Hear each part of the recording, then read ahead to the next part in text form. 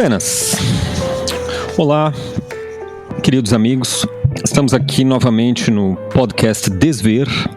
Eu, Gustavo Dias, com meu colega Gil Ales. E hoje nós temos a honra de termos como convidado aqui o Dr. Felipe Caldas. Aposto que ele não vai gostar desse título, porque ele parece sempre incômodo quando a gente pensa, né? Escrito ele fica perfeito, mas quando você fala doutor, parece que ou é médico ou é alguma pomposidade além da conta, né? Mas eu vou fazer uma apresentação aqui um pouco mais digna. O Felipe Caldas, que é aqui natural mesmo de Porto Alegre, de onde a gente está falando.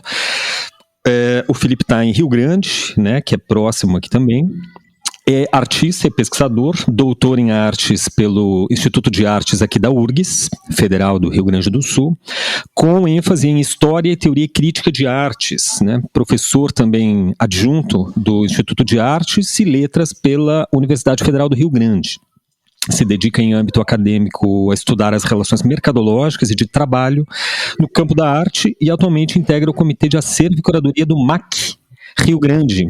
O MAC é o Museu de Arte Contemporânea, né, aqui do Rio Grande, fica em, se não me engano, na Casa de Cultura Mário Quintana, né, Felipe? E, por fim, é também membro da ANPAP, né, famosa Associação Nacional de Pesquisadores de Artes Plásticas, né, tem aí inúmeras exposições, intervenções teóricas no currículo, que vocês podem depois encontrar na internet, né, só digitando, dando um Google lá em Felipe Caldas. Agora, em especial, ele está lançando o livro Vende-se Artista, pela editora Azulejo, e a gente que já tinha listado há muito tempo o nome do Felipe para entrevistar, para fazer parte aqui do podcast, surgiu aí com o lançamento do livro a oportunidade perfeita, né? Então gostaria, Felipe, de te agradecer muitíssimo pela gentileza, de estar aqui, pela disponibilidade, e é isso aí. Vou passar a palavra então para o Gil.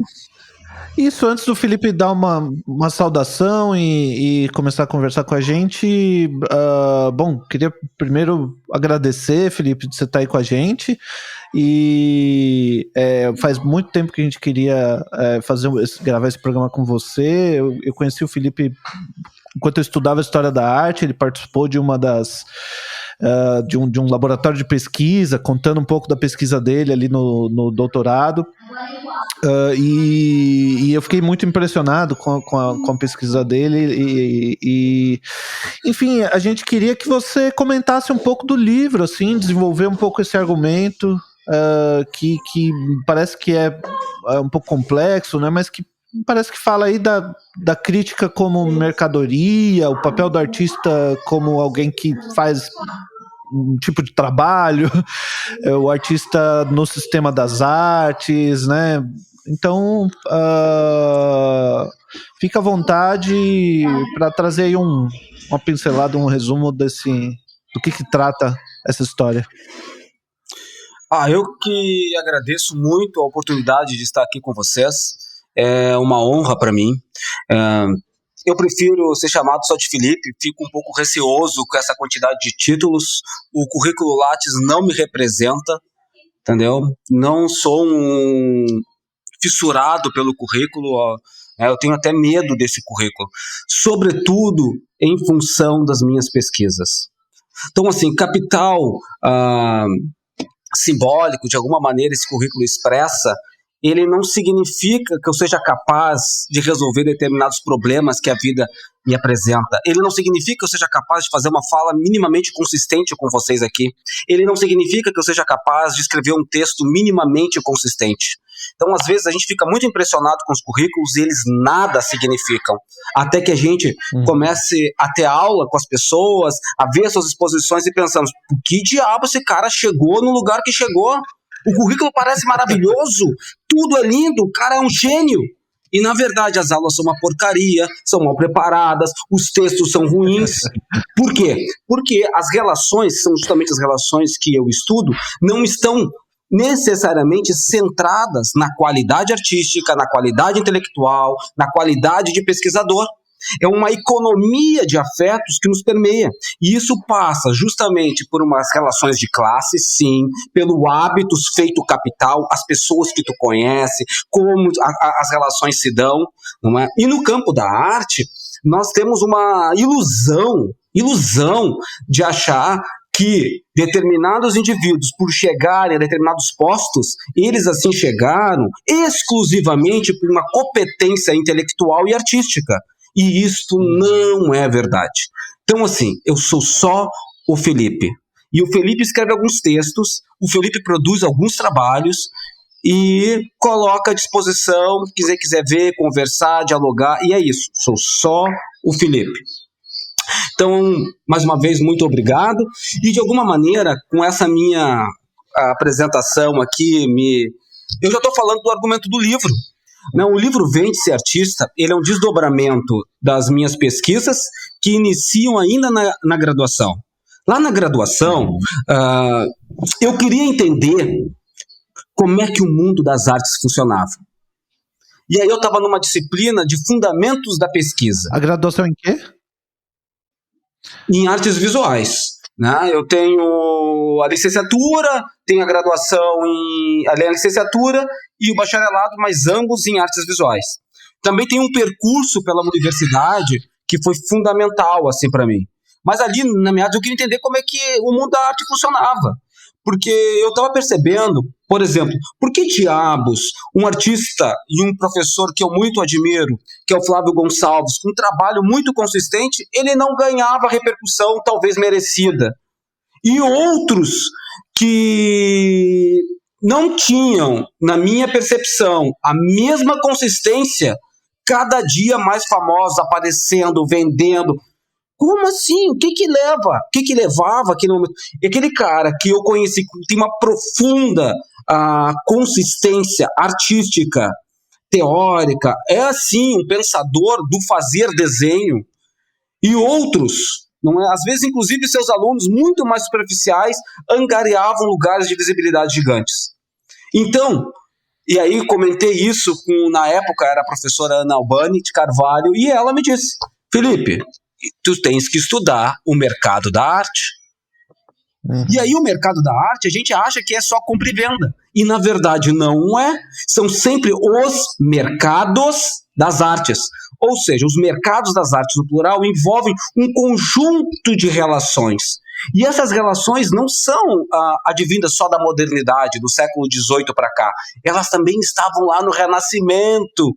E, né, o artista da corte, para te ascender a essa posição, não bastava saber pintar. Tu tinha que saber ler, tu tinha que saber falar, tu tinha que saber se portar na corte para angariar este lugar de visibilidade. E de alguma maneira isso chegou até nós, com um conjunto de distorções. Mas enfim, foi ali que passei a me interessar sobre o tema. E aí comecei com as leituras clássicas, Raimundo Mulan, e depois fui para o campo da economia, entender, porque tu precisa entender, para falar de mercado, minimamente, ao menos, os conceitos da economia política. Afinal, o que é mercado? O que é mercadoria? Né? Porque parece que é óbvio, mas não é óbvio. Né? Como é que se dá as relações de valor e assim por diante. Você foi, inclusive, recorrer a um pensador que nos é muito caro aqui, né, Felipe, que é o Marx. O Marx, eu me lembro na pós-graduação, o único que estava lendo, os gurizadas até brincavam, meus colegas brincavam comigo, né? Pô, eu estava lendo Capital, mas eu só fui ler o Capital realmente na pós-graduação, confesso a vocês, não foi durante a graduação, foi na pós-graduação.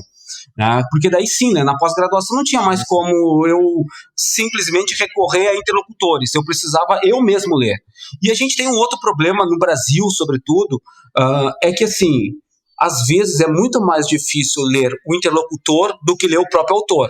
A galera costuma complicar bastante. O Gil me falou isso hoje mesmo sobre o Lacan, o que é impressionante, porque o Lacan é o pensador mais difícil do mundo, provavelmente, e o Gil disse exatamente a mesma coisa hoje, né? De que eu comecei a ler o Seminário 10 e eu falei, olha, eu acho que eu tô fazendo alguma coisa errada, porque eu tô entendendo bem aqui.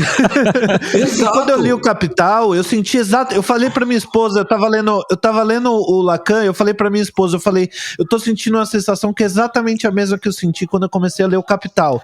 Me parecia que ia ser uma coisa completamente absurda, e aí o cara começa a contar, o algodão, tantos quilos de algodão, junta que o trabalho, que não sei o que, tarará. Eu falo, o cara tá explicando na boa o bagulho, sabe? Calma. Aí tem uns trechos ali que você tem que ler 3, 4 vezes, mas é tudo, né? Exato. E eu tava assim, eu descobri isso com Foucault. Eu não conseguia, eu tava lendo textos de interlocutores, eu não consigo entender isso aqui, porque eu queria entender o que era o biopoder. O biopoder como uma saída de um sistema neoliberal, não é? Que nos coloca, né, na situação que nós vivemos. E aí, numa das conversas, eu acho que a saída dialogava com, não me lembro, com um colega, o biopoder e tal. Daí eu comecei a ler coisas sobre o biopoder. Cara, não consegui entender direito. Daí o Federico Testa me disse assim que era um pesquisador que escreve sobre a estética em Foucault, né? Ele assim, vai lá e lê a história da sexualidade, lê não me lembro se é o final do primeiro livro, são 3 livros, né? Do final do primeiro ou do final do segundo. Cara, eu peguei e eu falei assim, é isso aqui? Por que diabos os caras complicam tanto para dizer o que é o maldito biopoder, entendeu? Pô, e aí, o mesmo acontece com Marx, né? Nós sabemos, às vezes é muito mais difícil ler os interlocutores dele, porque, claro, são continuidades. Sim. E tu tem que voltar ao autor de base. E aí, claro, tem também conjunto de ideias na universidade, às vezes equivocadas, né? Dependendo com quem tu conversa, porque a galera deixa de ler os clássicos. Eu sou um professor que eu falo, galera, nós temos que minimamente conhecer os clássicos, até para ser crítico dos contemporâneos. Não quer dizer que vão ficar trancados, não quer dizer que a verdade esteja sempre lá, esteja sempre no Marx, ou no Platão, não quer. Mas assim, ó, uma discussão sobre imagem, pô, tu tem que pelo menos começar lá com o livro 10 na República, né? Pô, o que é aqueles 3 degraus da verdade? Por que é a imagem ali? Quer começar a falar de iconoclastia? Até essa semana falava na minha turma, que nós discutimos a questão do Borragato. Como é que eu comecei? Vamos voltar lá e qual é o medo que a imagem desperta. E o que é a imagem? Para entender essas disputas de poder, né? Como é que a imagem permeia, sobretudo, um jogo de poder, né? Quem detém o poder sobre a imagem, sobre os símbolos, sobre os códigos. E o que significa, então, quando alguém queima uma determinada imagem? Por que é um ato de resistência? Por que é um ato de revolta? Queimar um símbolo? E aí tu vai, né? Mas tudo começa com os clássicos. Mas, enfim, a gente deu um contorno gigante aí para dizer para vocês que o livro, que era a ideia, a pergunta inicial eu basicamente discuto estas relações amplas, sociais, que nos levam aos lugares de visibilidade. E eu escrevi o livro, diferentemente da tese, para ser lido. Como assim? Quer dizer que a tese é para ser lida? É que a tese tem uma linguagem muito difícil, tem muita revisão bibliográfica, entendeu? Tem toda uma parte que é uma espécie de exigência, de uma métrica, não é, que a gente acaba se submetendo. E que, necessariamente, às vezes, a gente o submete mais por medo do que por coação. A gente tem medo, então a gente vai colocando lá e faz o quadradinho. Quando eu faço o livro, quer saber? Não tem mais banca.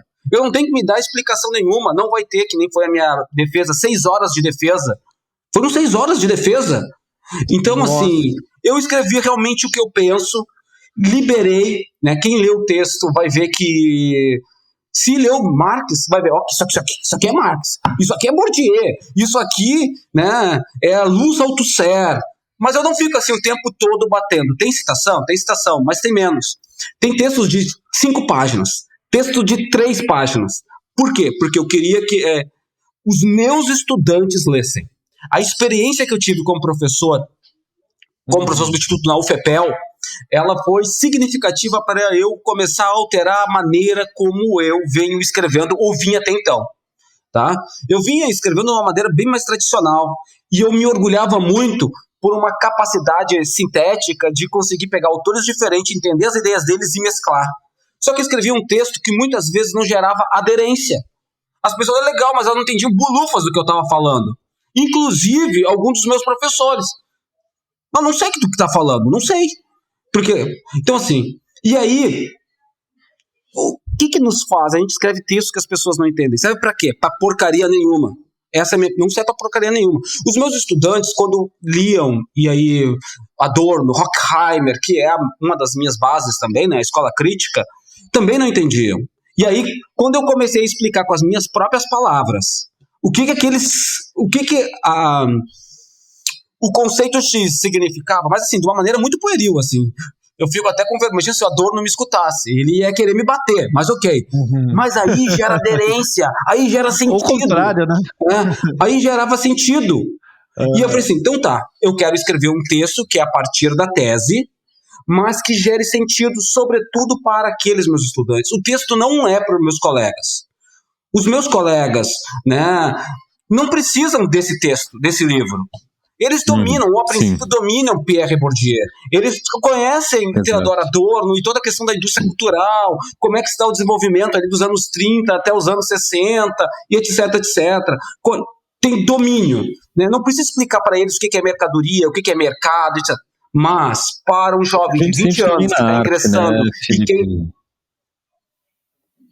Exato. Desculpa te interromper, só avisando que tem um delay, né? Então, às vezes parece que eu te corto a palavra, tá? Mas é que esse atraso aí fica parecendo que eu cortei o Felipe.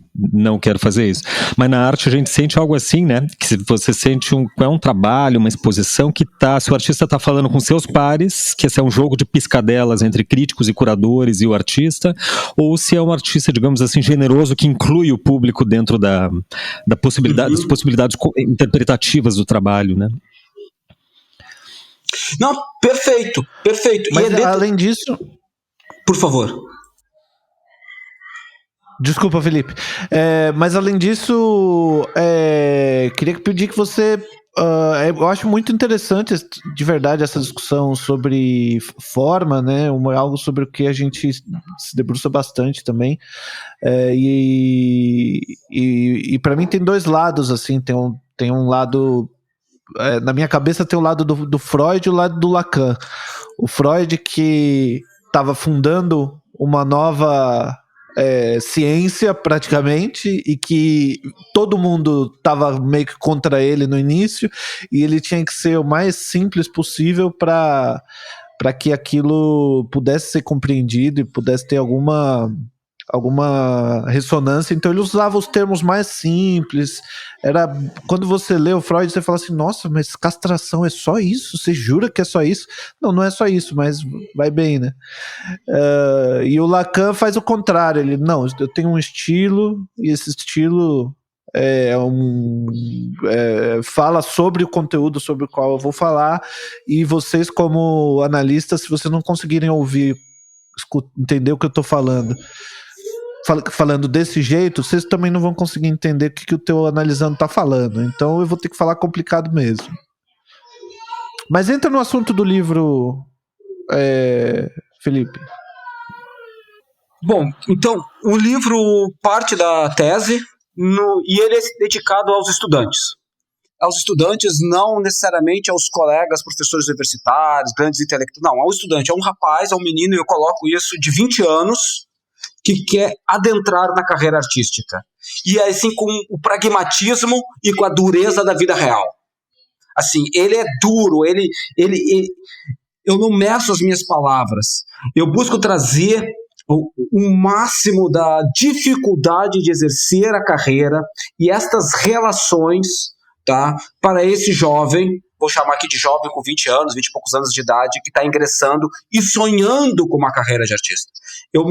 Ao mesmo tempo que eu parto desses estudantes, né, muito importantes para mim, que me fizeram ter uma outra visão sobre o meu papel como professor, como alguém que escreve textos para serem lidos, mas eu também me coloco. Eu me imagino, né, quando eu tinha 20 anos, o sonho e as ilusões que a gente acaba por criar, porque a gente não conhece. Então o livro ele vem e ele é dividido em 9 tópicos, 9 capítulos, 9 textos, são textos curtos.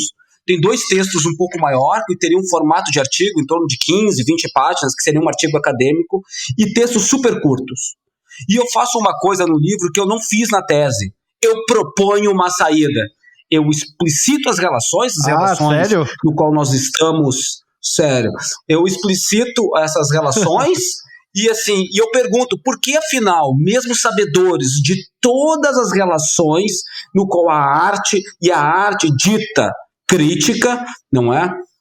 Nós continuamos a apertar as mãos dos novos senhores da senzala. Por que nós nos submetemos a essas relações? Porque nós, sabedores de como funciona o sistema financeiro brasileiro e como os bancos, sim, usurpam a nação de maneira legal. Porque de maneira ilegal não pode, de maneira ilegal é crime, mas de maneira legal nos usurpam. E porque mesmo assim, sabedores dessas relações, nós apertamos as mãos né? Nós aceitamos financiamento. Eu, inclusive, aceitei financiamento do Santander Cultural. Por quê? E aí, lá no final, eu respondo, em busca de uma saída. E aí eu vou partir do texto do Kafka, não é um relatório para uma academia, que é um macaco, não é que se torna um cidadão europeu. Para quem não leu, vale muito, muito, muito a pena ler. E ele, por que ele vai se tornar esse cidadão? Porque entre a morte e a jaula, o meio era mimetizar. Porque não, a morte não é uma saída real. A jaula é muito pior do que tentar ser. No entanto, ele é sempre lembrado do lugar dele.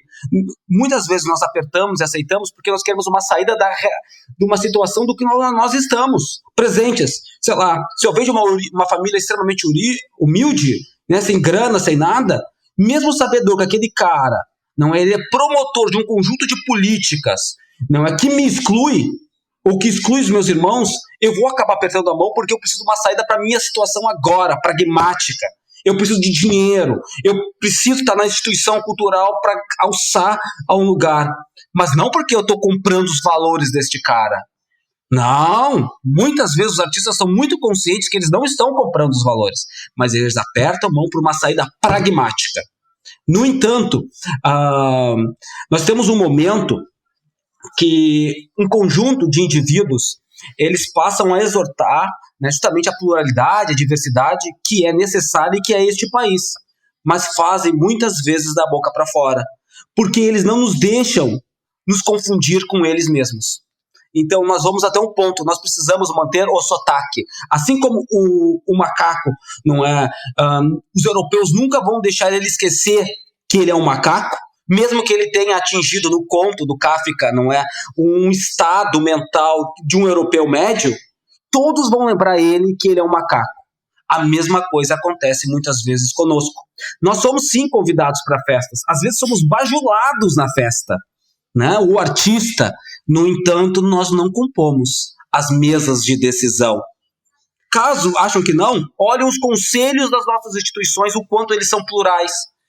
Sobretudo aquelas instituições de maior envergadura, Bienal de São Paulo, MASP, Pinacoteca, Fundação Iberê Camargo. Super plural, não é? Diverso, como este país. Porque, na verdade, e aí eu falo também com essa aspereza, sendo curadores ou sendo artistas, nós somos empregados. Quando a gente faz algo que não agrada esses indivíduos, nós somos enxotados. Eles nos lembram porque eles nos deram permissão de falar. Bom, então a gente quebra tudo, beleza. Então a gente quebra tudo e muitos artistas o fazem. Mas como é que funciona realmente a instituição? Um exemplo pragmático disso que eu escrevi no livro, porque quando eu escrevi o livro, e esse texto especificamente, que é o finalzinho, um textinho de 3 páginas, 4 páginas, a gente não estava na pandemia, tá? Foi um pouquinho antes de iniciar a pandemia em março, tá? Eu escrevi esse texto em janeiro, fevereiro. O que aconteceu quando vem a pandemia? O MASP fez um conjunto de exposições extremamente relevantes, né, como, por exemplo, histórias afroatlânticas, e vem com um projeto cultural, um projeto de museu diverso, né, revendo a história e a história da arte, etc, etc, etc. Né? Muito importante e significativo. Né, com a curadoria ali, encabeçado pelo Adriano Pedrosa, né, e assim por diante, entre outros agentes que lá estão, o Ivo Mesquita. O que acontece na pandemia? Da pandemia, não tem dinheiro, demitem quem? Os mais pobres. Mas que porcaria é essa? Vocês vão me dizer que os indivíduos do conselho não poderiam, se realmente estivessem preocupados com a diversidade, sustentar do seu próprio bolso 20 funcionários? E qual é a desculpa que o MASP dá? Não conseguimos realizar a exposição, então o dinheiro que nós tínhamos para os projetos não pode ser realizado, nós não podemos manter a equipe. Então vejam, essa discussão da diversidade, né, necessária, seja as de gênero, seja as raciais, que estão presentes na atual pauta do sistema da arte brasileiro, ela está na vitrine. E nós precisamos ir para a estrutura. Só que para ir para a estrutura, nós precisamos mudar as leis de incentivo, nós precisamos mudar os modos de financiamento e patrocínio, e assim por diante. Porque enquanto os principais modos de financiamento e patrocínio continuarem nas mãos dos mesmos indivíduos, nós ficaremos somente na vitrine. Acontece algo diverso nas instituições públicas? Acontece. No entanto, a maioria das instituições públicas é decadente, no sentido de não ter estrutura para fazer grandes exposições, grandes visibilidades. Numa sociedade do espetáculo, usando aqui o termo do Guy Debord, aparecer é super importante. Então, assim, precisamos aparecer, mas precisamos também mudar a estrutura e os modos de financiamento. Então, eu falo isso no livro, não com essas palavras, mas falo, olha só, nós somos convidados para a festa, somos bajulados na festa, mas na hora de decidir as coisas, muitas vezes somos excluídos, ou somos a minoria. E aí, não é sem a elite brasileira. Eu não quero, porque nós precisamos ser ingênuos. Eu quero e eu penso que é necessário, de fato, seja a Fundação Iberê Camargo, que está aqui muito próximo de nós, seja o MASP, a Fundação Iberê, a Fundação Mercosul, a Bienal Mercosul, etc., que o seu conselho seja diverso. Mas ele não será se não houver uma mudança clara e pragmática nos modos de financiamento. Pode crer, Felipe. Tem isso que você falou é materialmente ilustrado de uma forma excepcional numa série que, inclusive, já vou adiantar aqui para os nossos ouvintes, a gente sempre faz uma indicação de conteúdos ao final, assim, Felipe. E eu indico muito a série Succession. É Sucessão, né? Só que ela não foi traduzido o título, Succession. Eu acho que é uma série da HBO. E que é maravilhosa porque a família de um, assim, é um grande chefe de meios de comunicação. É tipo o Roberto Marinho, norte-americano, que daí disputa com outros menores, tipo um Silvio Santos da vida lá americana. Enfim, as trapaças e o submundo e a família. Então, como ele tá velho, o problema é que ele tem que dar a sucessão.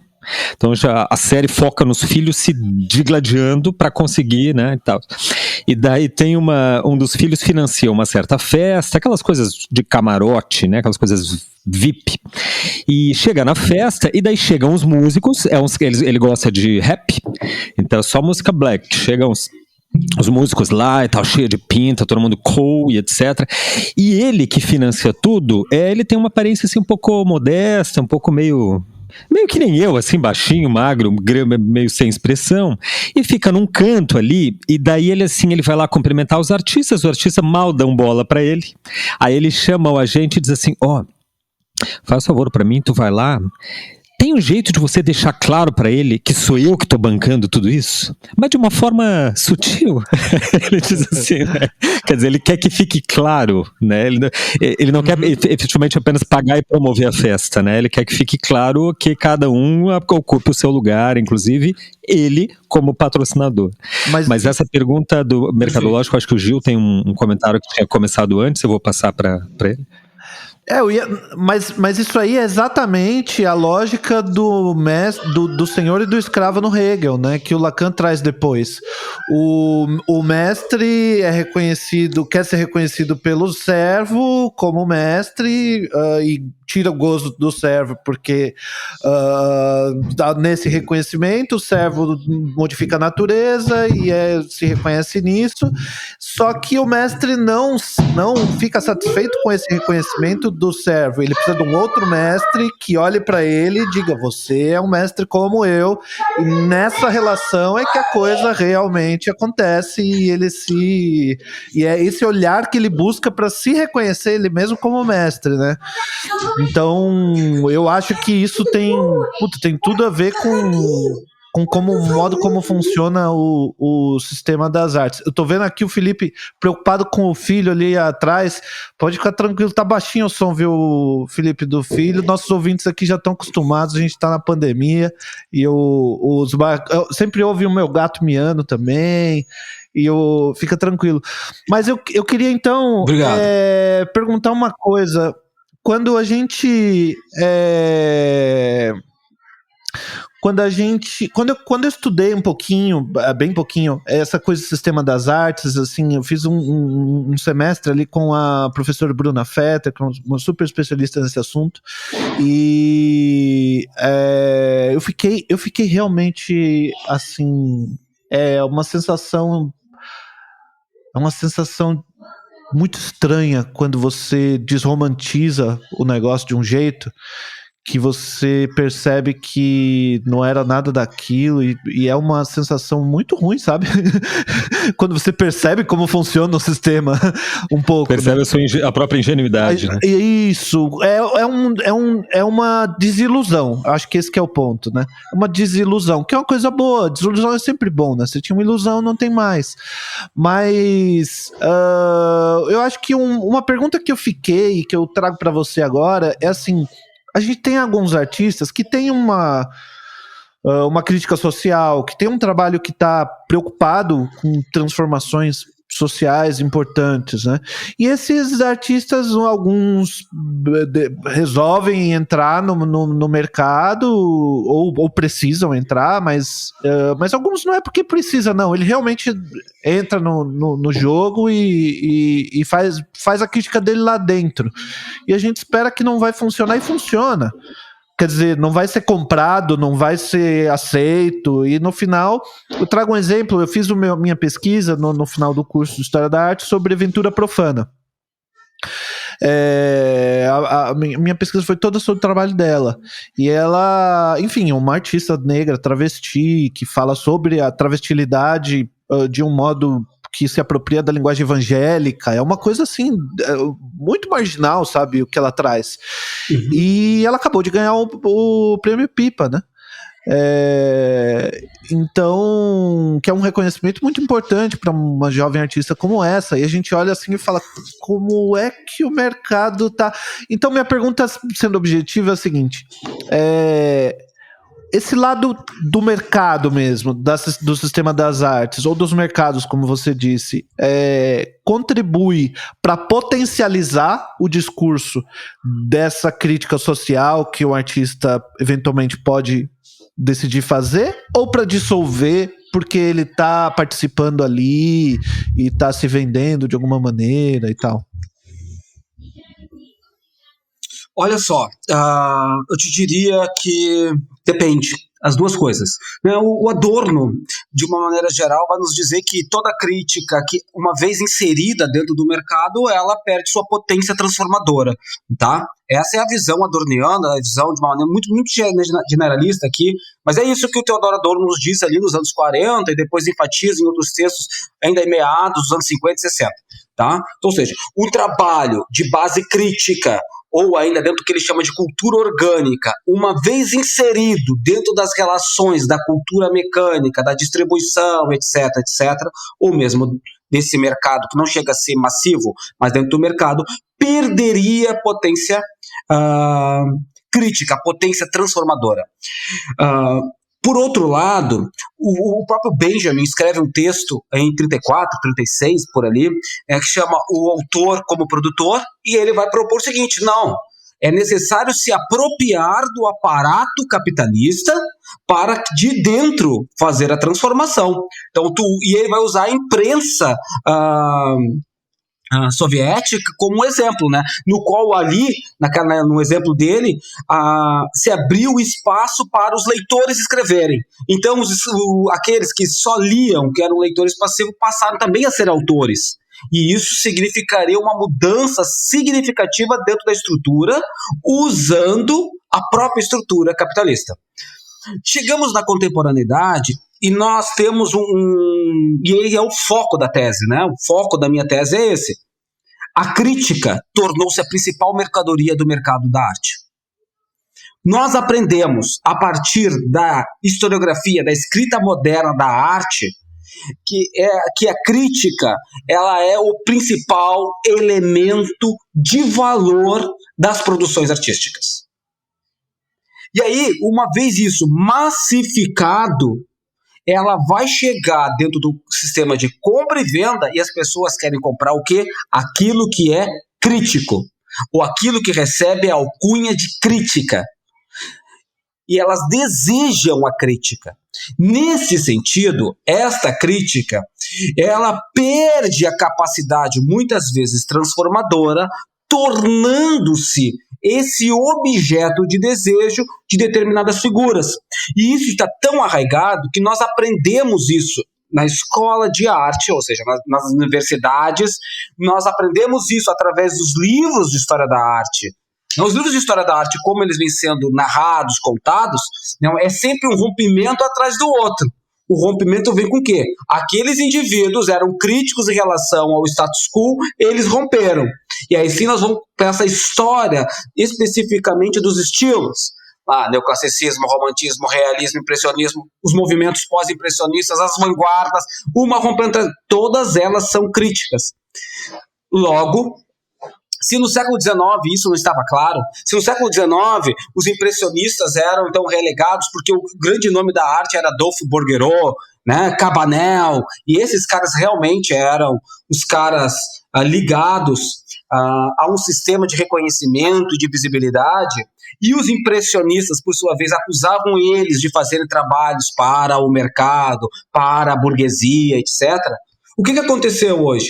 Hoje, monetariamente, eles valem muito menos que um Monet. Por quê? Porque nós aprendemos e instauramos que a crítica, o discernir, separar, ponderar, vamos lá, uma noção, ela é extremamente relevante. Ela é o critério, o principal critério das artes visuais. Quando nós olhamos esta história, que foi escrita e que está aí, e que é ensinada ainda. Então todos nós entramos na universidade ou entramos na escola e dizem assim para nós, tem que ser crítico, sem nos dizer o que é crítica. Mas é separar, ponderar, discernir, colocar em crise.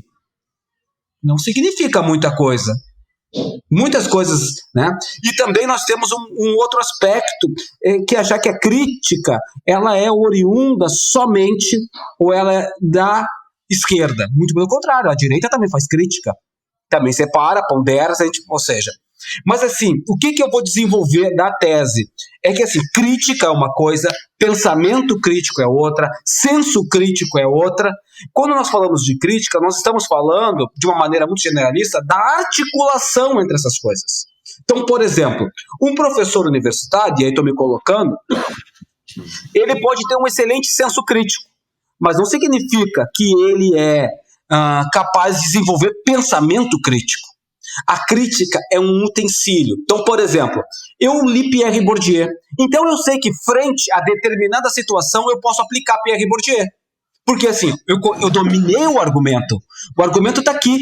Se deu a situação, eu aplico. A crítica como instrumento. É um instrumento, olha, que discerne, que separa, que pondera. Eu sei, por sua vez, como nós acabamos, que o Lacan disse tal coisa sobre determinada situação, o Freud outra, o Jung outra. Eu consigo, conforme a situação e as minhas inclinações, usar um ou outro. Eu não formulei nenhuma delas. Eu só estou aplicando. O senso crítico, então, é essa capacidade, né, de levantar. Olha, tem senso crítico. O professor universitário é ótimo senso crítico. Pega um trabalho e começa a levantar problema no trabalho. É um problema. Mas não significa que é capaz de aplicar a crítica. Não significa que é capaz de desenvolver o pensamento crítico. O pensamento crítico é o desenvolvimento estou sendo redundante, do pensamento que culmina na crítica, que culmina num utensílio que vai ser usado por outro. Então, assim, esses processos são distintos, e aí nesses processos, o que acontece?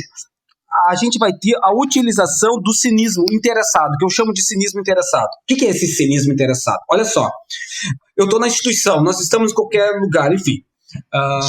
Vamos supor que eu chego em casa extremamente cansado e minha sogra fala um monte de bobagem assim, do campo político. Eu sou capaz de fazer senso crítico, levantar perguntas a respeito. Eu sou capaz de desenvolver um pensamento crítico e de aplicar crítica, destruir cada argumento colocado por ela. Mas eu não faço. Por quê? Porque tem um outro objetivo. Qual é o meu objetivo? Paz do meu lar. Brigar com a sogra não é o caminho. Então sim, eu acho que cinismo e faço. Então no campo da arte nós agimos com cinismo interessado o tempo todo. os artistas agem, os diretores institucionais, as pessoas que têm poder, então elas agem. E aí, por que isso que um artista de, sei lá, uma Berna Reale, um Paulo Nazaré, ele aperta a mão, muitas vezes, de um cara que pensa completamente diferente dele, um cara da direita. O cara da direita, de extrema direita, ele pode, minimamente consciente, agir com cinismo, um cinismo interessado, porque não está a fim de brigar, não interessa para ele, tem outros interesses no campo da arte. O Paulo Nazaré, os seus interesses, e o cinismo interessado permeia esses processos. Por isso que quando eu estou respondendo a pergunta aqui, eu digo que depende o que nós fazemos, e vou chamar assim, o que nós fazemos com o trabalho do Paulo Nazaré. O que as pessoas fazem com o trabalho do Paulo Nazaré. Ele pode ser meio, né, e está dentro do mercado, porque o mercado gera visibilidade, essa também é importante, o mercado de compra e venda, as galerias geram visibilidade, fomentam isso que é essencial para que haja uma transformação das próprias estruturas. Por isso, outra palavrinha muito comum é a ideia de negociação. O artista negocia. E negociar, o que é negociar, né? Negociar, nessas circunstâncias, é ir até onde o outro permite que tu vá. Então, o artista vai até onde a instituição cultural, o galerista, o colecionador que vai comprar ou vai financiar, permite que ele vá. Tá? E, por sua vez, a instituição vai até onde o artista permite que ele vá. É como se a gente imaginasse assim, estamos eu e aqui o Gustavo, cada um com a faca no pescoço, até onde eu consigo ir. E aí é um jogo, por isso uma negociação. Porque assim, olha só, esse sistema não funciona sem uma das partes. Se os colecionadores não existir, fudeu. Como está montado, ferrou. Se não existir artista, não vai existir mercado de compra e venda. Se não existir o galerista, ferrou também. Se não existir o crítico, ferrou também. Então, cinismo interessado, faca no pescoço, e aí vamos chamar responsabilidade para quem consome. Depois de ver um filme Parasita, por exemplo, nós fazemos o quê com as nossas vidas? Depois de ver um trabalho do Paulo Nazaré, da Berna Reale, né, da Paulino e assim por diante, nós tomamos contato com esse trabalho. Como esses trabalhos impactam nas nossas maneiras de ser, de estar no mundo? Nós somos responsáveis, nós não somos consumidores passivos dessa relação. Tá? Então, assim, depende. Então, em mim pode resultar, mudar a minha vida. Então, assim, não perdeu a potência crítica de transformação ali, de discernir, separar, estava presente, e eu vou mudar minha conduta de vida. Para outro indivíduo, ele só está fetichizando a crítica, só está especulando financeiramente com o trabalho, e bom, e ele aprendeu que ele precisava do rótulo crítica. Tá? E também não interessa para ele qual é a diferença entre pensamento. Desculpa. Sim. É a destinação, então, a que se dá ao trabalho que vai acabar dando assim o sinal, né? Positivo, negativo, crítica ou adesão e etc. Eu queria te fazer uma outra pergunta, Felipe, mas lembrei de uma conversa que a gente teve aqui de bastidores antes de começar a gravar, que nesse sentido exatamente, mas que me deixou muito impressionado, que foi o seguinte: o Felipe nos contou de a tese de doutorado dele envolveu muitas entrevistas e, obviamente, alguns entrevistados possibilitaram a publicação integral da entrevista, outros não, outros com edição e etc. E ele nos contou de um certo personagem, que obviamente sem nos contar o nome, e que não vou pedir para contar agora também, mas que tinha um trabalho também assim bastante crítico, de um artista assim bastante radicalmente crítico, digamos assim, porém digamos assim, um elemento pertencente à burguesia, né? E ele tinha uma concepção muito curiosa, porque daí quando o Felipe perguntou, mas como você compra um trabalho assim de um artista que é tão radicalmente crítico? E ele responde uma coisa que eu achei muito surpreendente. Você poderia nos contar aqui agora, on record, Felipe, sem citar o nome, obviamente, dos envolvidos, porque eu acho que ela exemplifica muito essa destinação de que você falava anteriormente, que é o que você faz com o trabalho, né? Você compra um trabalho crítico, mas você faz o que com ele? Bom, Posso falar da história toda, né? Então, assim, como comentaste, Gustavo, eu fiz muitas entrevistas, algumas conversas informais, né? Também um número muito maior de conversas informais, e na hora de publicar, de ir para a tese, né, eu recebi diversas negativas. As pessoas não permitiam. E um desses foi esse colecionador, um colecionador muito importante, conhecido, reconhecido no campo da arte brasileira, assim, né? Sobretudo paulista. Então eu fui muito bem recebido por ele no seu apartamento, um apartamento de alguém multimilionário, se não bilionário, tá? Então imagine, coberto de obras de arte, e eu fui conversar sobre coleção com ele. E ele é um colecionador que tem trabalhos do Paulo Nazaré. A minha tese de doutorado, quando discute essa dimensão da crítica, né, eu parto pensando o trabalho do Paulo Nazaré.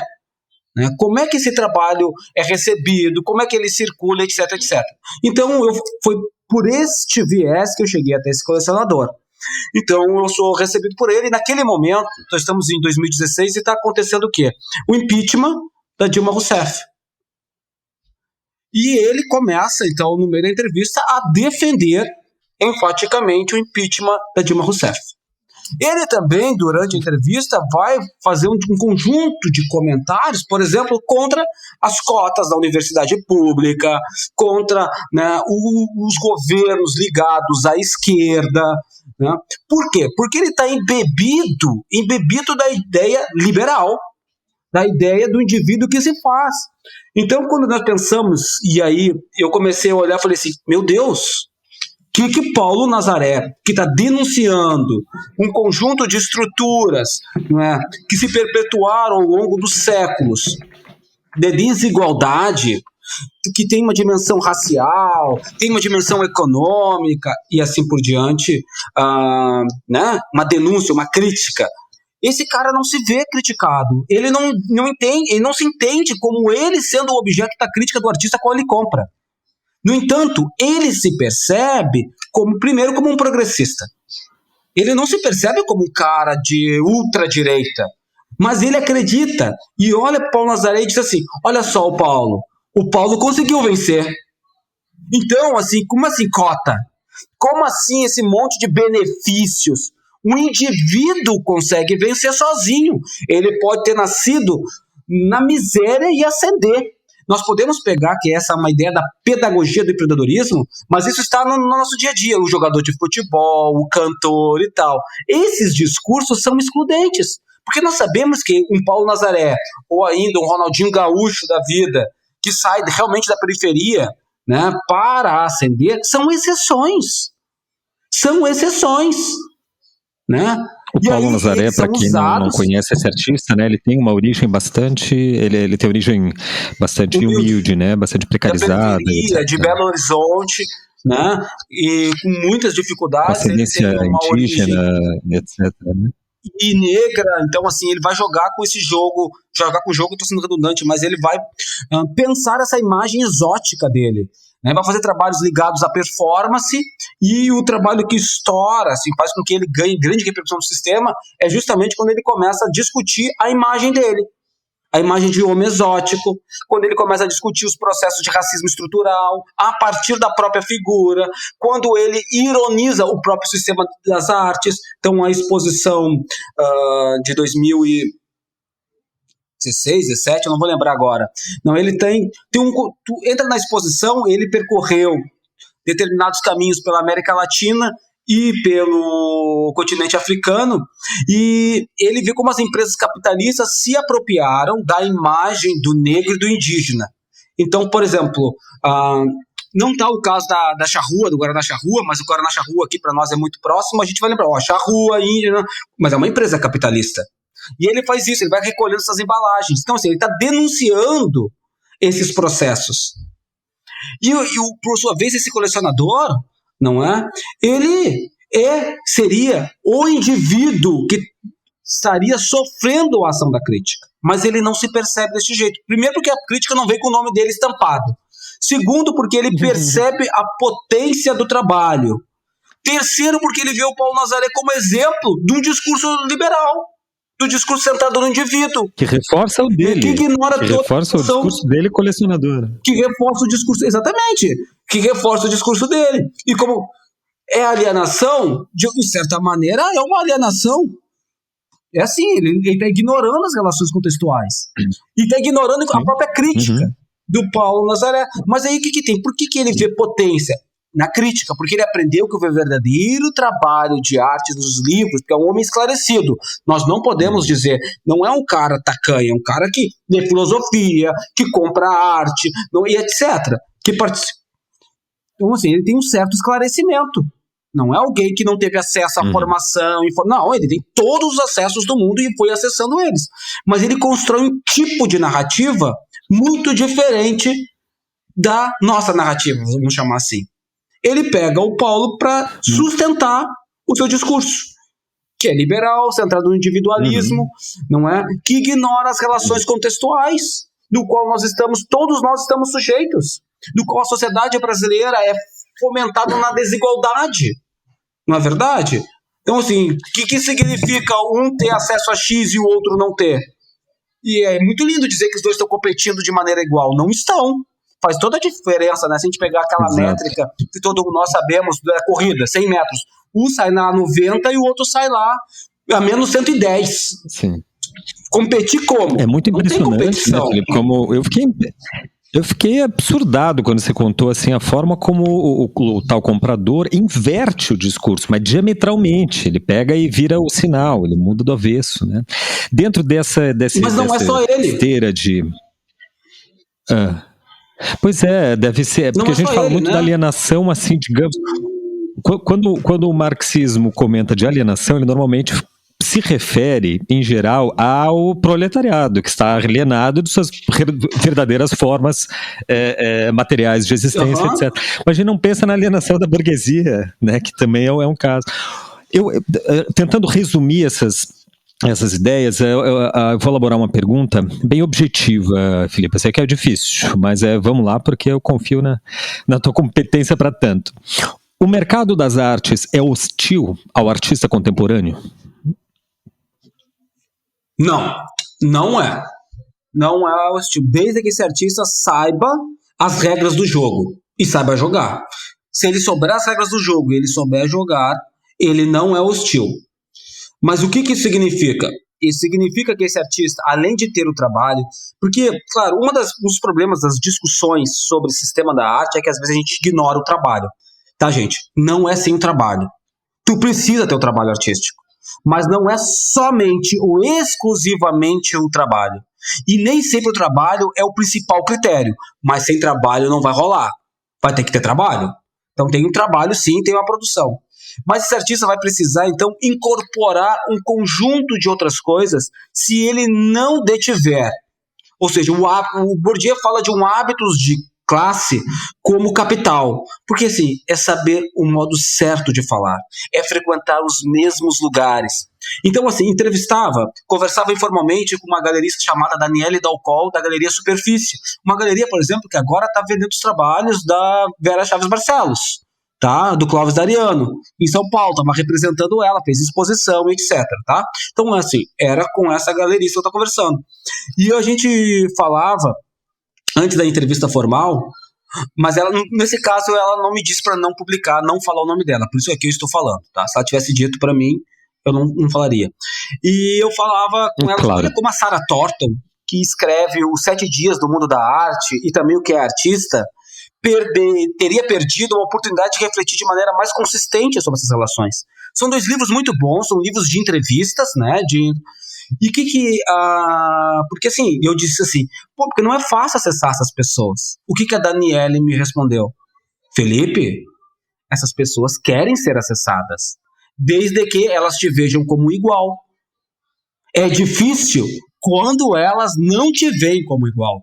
Mas se tu estiver nas mesmas aberturas VIP que ela, se tu te hospedares nos mesmos hotéis que elas vão abrir o seu convívio, as suas casas e etc. para você. Agora, quando você não é visto por essas pessoas como igual, daí sim, fica difícil. Mas elas querem ser acessadas pelo quem elas consideram iguais. Então, Entendi. se o artista tem uma noção dessas relações, e isso às vezes é pouco discutido na universidade. Não que tu não possa angariar esses capitais, todos nós podemos, tá? Numa sociedade capitalista nós podemos angariar capitais. Mas eu preciso dizer que é completamente né, desleal. Capital simbólico, capital social, porque é isso. O que é essa economia de afetos, que eu chamo de economia de afetos? É assim, quem eu conheço. Porque eu escutei isso também de galeristas. Mas peraí, como é que vocês fazem a seleção quando tu tem, sei lá, 3 artistas, todos eles ganharam prêmios importantes, sei lá, ganharam editais da Funarte, que são distinções tu ganhar um edital da Funarte. Ganharam, sei lá, no Porto Alegre, do ProArte, fizeram exposição, né, no prêmio X. Como é que tu seleciona para vir trabalhar na galeria? O que um desses galeristas também me disse? Felipe, a galeria, ela é cultural e comercial. Bom, nós já sabemos disso, a galeria é cultural e comercial. Se ela é comercial, ela precisa se sustentar. Então, um dos critérios, sim, é pensar os contatos sociais que esse artista tem. Porque os colecionadores não compram. Quando não é um artista que já tem grande visibilidade, o colecionador, o cliente da galeria, só os que eles têm não vendem toda uma exposição.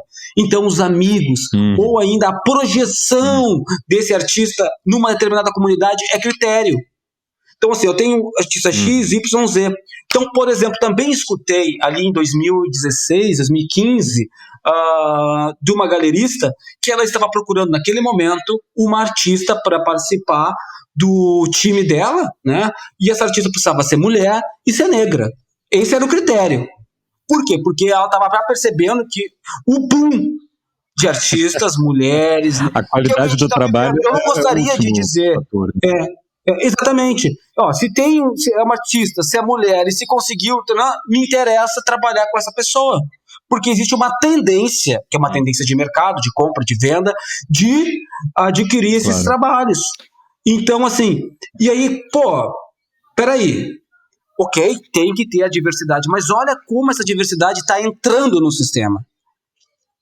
Ela não é uma mudança de pensamento real dessas pessoas. Vamos lembrar, a maioria dos galeristas brasileiros apoiaram a queda da Dilma, apoiaram o impeachment, o impedimento. A maioria dos galeristas brasileiros, tirando algumas exceções, são pessoas de direita, centro-direita pelo menos. E eles muitas vezes estão em oposição aos artistas que eles representam. Que boa parte dos artistas são pessoas de esquerda. Pô, delay, a gente fica se interrompendo aqui. Eu entrevistei um artista, que talvez você conheça, se chama Thiago Martins de Mello, e para um trabalho. E eu fiquei muito impressionado, porque ele, assim, foi finalista do Pipa, acho que 5 vezes, né? E era representado pela Mendes Wood, pela Cavalo, grandes galerias importantes, comprado por museu em Miami e tal. E ele é comunista, assim, de carteirinha, membro do PCO. Não é assim que é como de esquerda, não, ele é comunista, ele paga mensalidade lá, membro do PCO. E assim, a gente entrevistando ele, e eu olhava assim, eu perguntei, mas como que isso acontece, cara? Isso, na minha cabeça isso não existia. E ele falava assim, eu faço uma mercadoria e os caras compram, e os caras não entendem nada, mas eles gostam da minha pinceladinha, eles acham bonito que eu pinto, e aí vai por isso mesmo, né? Que é o que você falou, né? É a saída. Nós vivemos num mundo pragmático, nós podemos ter ideais de uma outra sociedade, uma sociedade que é a sociedade do capital, não é? E as suas transformações, mas é a sociedade do capital. Então, é o meio que ele encontrou. E não vou ser eu, né, que vou condenar o cara. Muito pelo contrário. Que bom que ele conseguiu. Sim. Vamos lá, tô que nem no rap. Sim, não, mas ele falava... no rap, assim, ó. A galera tem que ganhar dinheiro pra transformar a sua vida, ajudar a sua família. Ele falava, tem que pagar minha pensão. É o tal do. Não basta. É a esposa de César, né, Felipe? Não basta ser, tem que parecer artista. Só que parecer artista envolve não apenas uma pose, porque às vezes parece que é só fazer pose no Instagram, que daí já parece artista. Não, tem toda uma rede, uma cartela de clientes, né, de público, que obviamente vem junto com você. Então a galeria olha também, além do seu trabalho, olha esse entorno, né, social e de capital simbólico. Muito importante isso que você falou, Felipe. Exato. Muito mesmo. Perfeito. E esse parecer parece estranho, mas não é assim. É muito comum, se a gente fosse da área do direito, por exemplo, entra numa sala de aula na universidade, entrar pelo menos de blazer ali, né? Ou se entrasse de terno e gravata, ninguém ia estranhar. Agora imagina nas artes alguém entrar de terno e gravata. Mas quem disse que não pode? Quem disse que um artista não pode se vestir de terno e gravata ou de fraque? Mas daí a galera já vai estranhar. Então, por quando eu falo assim, olha só como nós também, pensando com um discurso, muitas vezes, de diversidade, somos excludentes. Porque, a princípio, nós tudo pele, pode. Durante muito tempo eu adotei um vestiário que era assim, era gravata. Era um terno, exatamente, uma gravata. Por quê? Porque era absolutamente simples para mim, porque você bota uma camisa e uma gravata e você está vestido. Uma camisa branca, uma gravata, você está vestido. Não precisa ficar escolhendo roupa. Eu perdi muito tempo escolhendo roupa. E fiquei assim, quase 10 anos da minha vida usando gravata. E é impressionante como as pessoas vinham me falar que assim, olha, Gustavo, as pessoas te acham estranho dentro do meio artístico. Ué, mas não deveria ser justamente um meio liberal?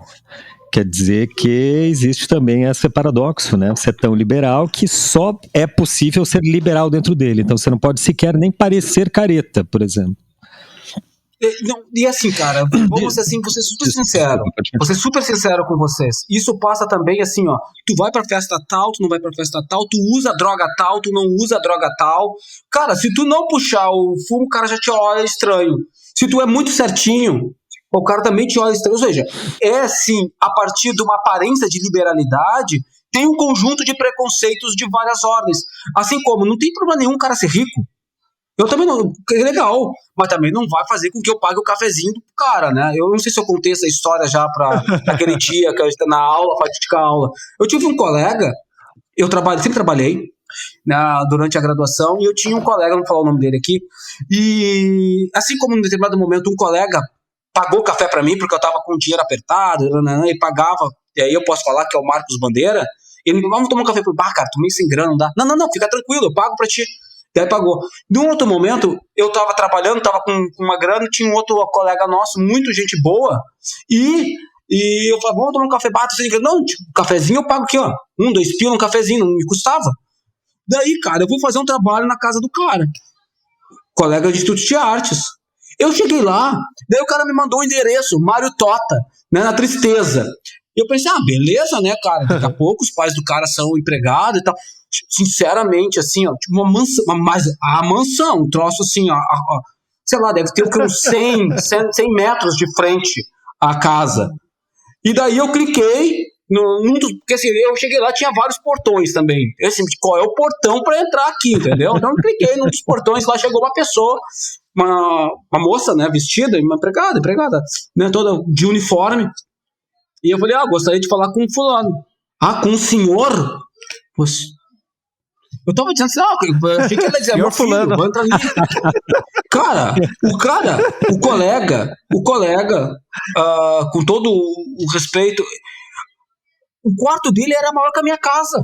Tu tá de sacanagem? Cara, é o tipo de quarto que tem sala dentro, entendeu? Tinha uma sala no quarto do cara, assim, pra ele receber as pessoas no quarto, tinha banheiro, né, e daí tinha o próprio quarto, entendeu? O closet, o caramba. Era maior que a minha casa, meu Deus, o quarto dele ia ter uns 60 metros quadrados.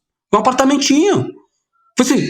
Eu falei, não, mas o dinheiro não é meu, é do meu pai. Eu falei, para aí, né, cara? Não precisa ter vergonha de ser rico, então a gente pega esse dinheiro e ajuda a galera. Pega o dinheiro do teu pai aí, cara. Paga com juros aquele café, né? A próxima vez a gente sair, entendeu? Porque daí também que se constrói esse mito, às vezes que eu aprendi, como é que se chama, o pessoal aqui em Pelotas, quando eu tava dando aula, usava um termo, mas eu não vou lembrar, mas é tipo assim, é o falso pobre. É um cara que veio de uma origem de Hã? Cos pobre? Cos pobre. É o Isso. cosplay de pobre. Exatamente. Daí era isso. Ele não precisava, cara. Eu fiquei assim, queria cara, se integrar eu e parecer descolado e parecer periférico dentro do Instituto de Artes para E se não integrar com a precisa. galera ali, né? E não precisa. E aí tem vários. E assim como, eu vou aqui também falar, eu fui representante discente na mestrado e doutorado. E aí foi um momento que me bateu a maior decepção e que permeia a minha tese, permeia também o pragmatismo que eu tenho no livro, né? É quando a gente começou a discutir as bolsas e nós tínhamos uma determinada colega que tinha que fazer faxina para sobreviver. E o que nós pensamos, cogitamos ali? Pô, né? Tem outros colegas que não estão nessa situação, que vêm de uma família mais abastada, etc, etc. Vamos repensar aí essas bolsas, vamos repensar isso aí para gerar condições dignas para colega, né? Para poder se dedicar minimamente, porque esse R$1.500 no mestrado não é nada. Mas pelo menos ela pagar o aluguelzinho dela, né, o aluguel ali, né, e poder olhar pro trabalho, não precisar ficar fazendo, imagina, tu tem que fazer 3, 4 dias de faxina e ainda fazer pós-graduação, mestrado, entendeu? E passar noites e virar noites lendo, estudando, etc. Porque é assim, né, a gente sabe como é que funciona. O que aconteceu? Numa determinada reunião, colegas que saíram comigo na rua, que fizeram manifestações, colegas declaradamente que vestem camisa vermelha, mas de origem, de classe média, disseram assim, ó, não vou abrir mão da minha bolsa, eu uso a bolsa para comprar livro, eu uso a bolsa para viajar, e não interessa que a minha família tenha renda acima de R$30 mil por mês, e que pague o apartamento para eu estar aqui em Porto Alegre. Eu passei em tal posição e eu tenho direito, eu não vou abrir mão da bolsa para... Mas, cara, essa mesma pessoa é uma pessoa que defende publicamente igualdade, solidariedade, critica a meritocracia da classe média, se chama de feminista, mas na hora de abrir mão, porque assim, R$1.500 para ela, como essa pessoa me disse, ela fazia o quê? Turismo e comprava livro. Ela não foi capaz. Então é da boca para fora. E aí, eu quero assim, o sistema das artes, e aí somos nós, o sistema das artes somos nós. Então, nós agimos com esse cinismo, interessado o tempo todo, e nós, muitas vezes, ou boa parte de nós, e eu estou me colocando, só nos ligamos a causas coletivas quando essas causas coletivas têm interesse direto, nós temos interesse direto nelas. Se não, é só balela. Se não, não é verdade. E aí, pô, a galera se choca comigo, a galera acaba me odiando. Mas assim, eu vivi isso. E quando eu escrevo o livro, eu compartilho isso. Isso não está na tese, né? Não está com essas palavras e com essa dureza, tá lá, né? Mas com firulas, para bom entendedor, meia palavra basta. No livro, tá muito claro, assim como eu estou dizendo para vocês, está muito claro. Olha só, a galera defende determinados ideais, até muitos ideais coletivos não favorecem eles individualmente. Quando eles têm que abrir mão de uma centelha do privilégio, eles não abrem mão. Pois é, mas isso aí eu acho que tem um lugar, tem uma crítica bem contemporânea sobre essa situação, que é da Jodie Foster, é uma grande intelectual nova, assim, da nova geração, né, orientada do Fredric Jameson, e ela escreveu um livro há pouco tempo que chama Camaradas, acabou de ser editado pela Boitempo. E a crítica que ela traz, eu acho muito contundente sobre isso, que é o seguinte: eu assisti uma palestra dela uma vez, e ela no final, era uma palestra interessantíssima sobre como que as redes sociais, os algoritmos funcionam no mercado, e a relação com a ideologia, um negócio super interessante. E no final alguém perguntou para ela, e a militância, né, redes sociais, pra gente militar nela, e formas de se organização. Ela olhou assim e falou, olha, se vocês se divertem, pode fazer. Agora, para mudança social, eu não acredito absolutamente que isso aí não vai fazer absolutamente diferença nenhuma. Agora, se te diverte, faz. E nesse livro Camarada, entendeu? É barato. Na hora que eu vi isso, eu falei, caralho. E nesse livro Camaradas, ela defende uma coisa que é assim, você se colocar numa organização, entendeu? Se colocar numa organização, se deixar participar ali como mais um, e esse mais um é importante, né? Você não é o Lenin da Revolução, você é mais um camarada junto com outros que está construindo um negócio, sabe?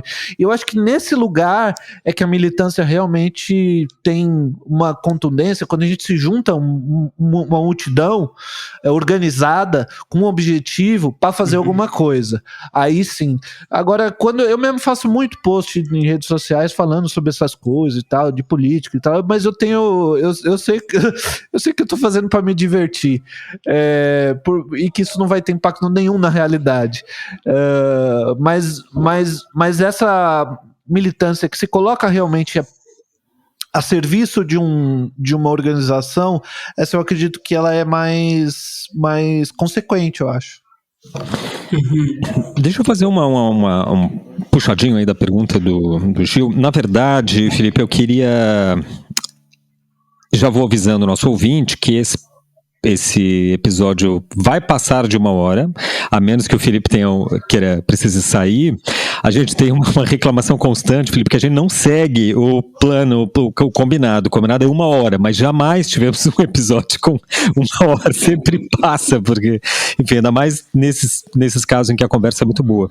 A gente queria falar sobre o seu trabalho, plástico também, mas antes, ainda sobre esse tema que é muito interessante, eu queria fazer um puxadinho aí na ponderação do Gil e te perguntar uma coisa. Você disse aí já ainda no começo da entrevista que assim, que sem o colecionador o sistema não funciona.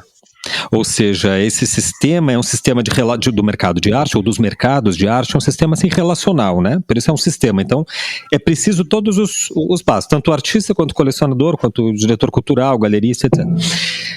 Eu sempre defendi, na verdade, Felipe, e aí é que vem a pergunta, uma espécie de autogestão entre os artistas. Obviamente que não é novidade, né?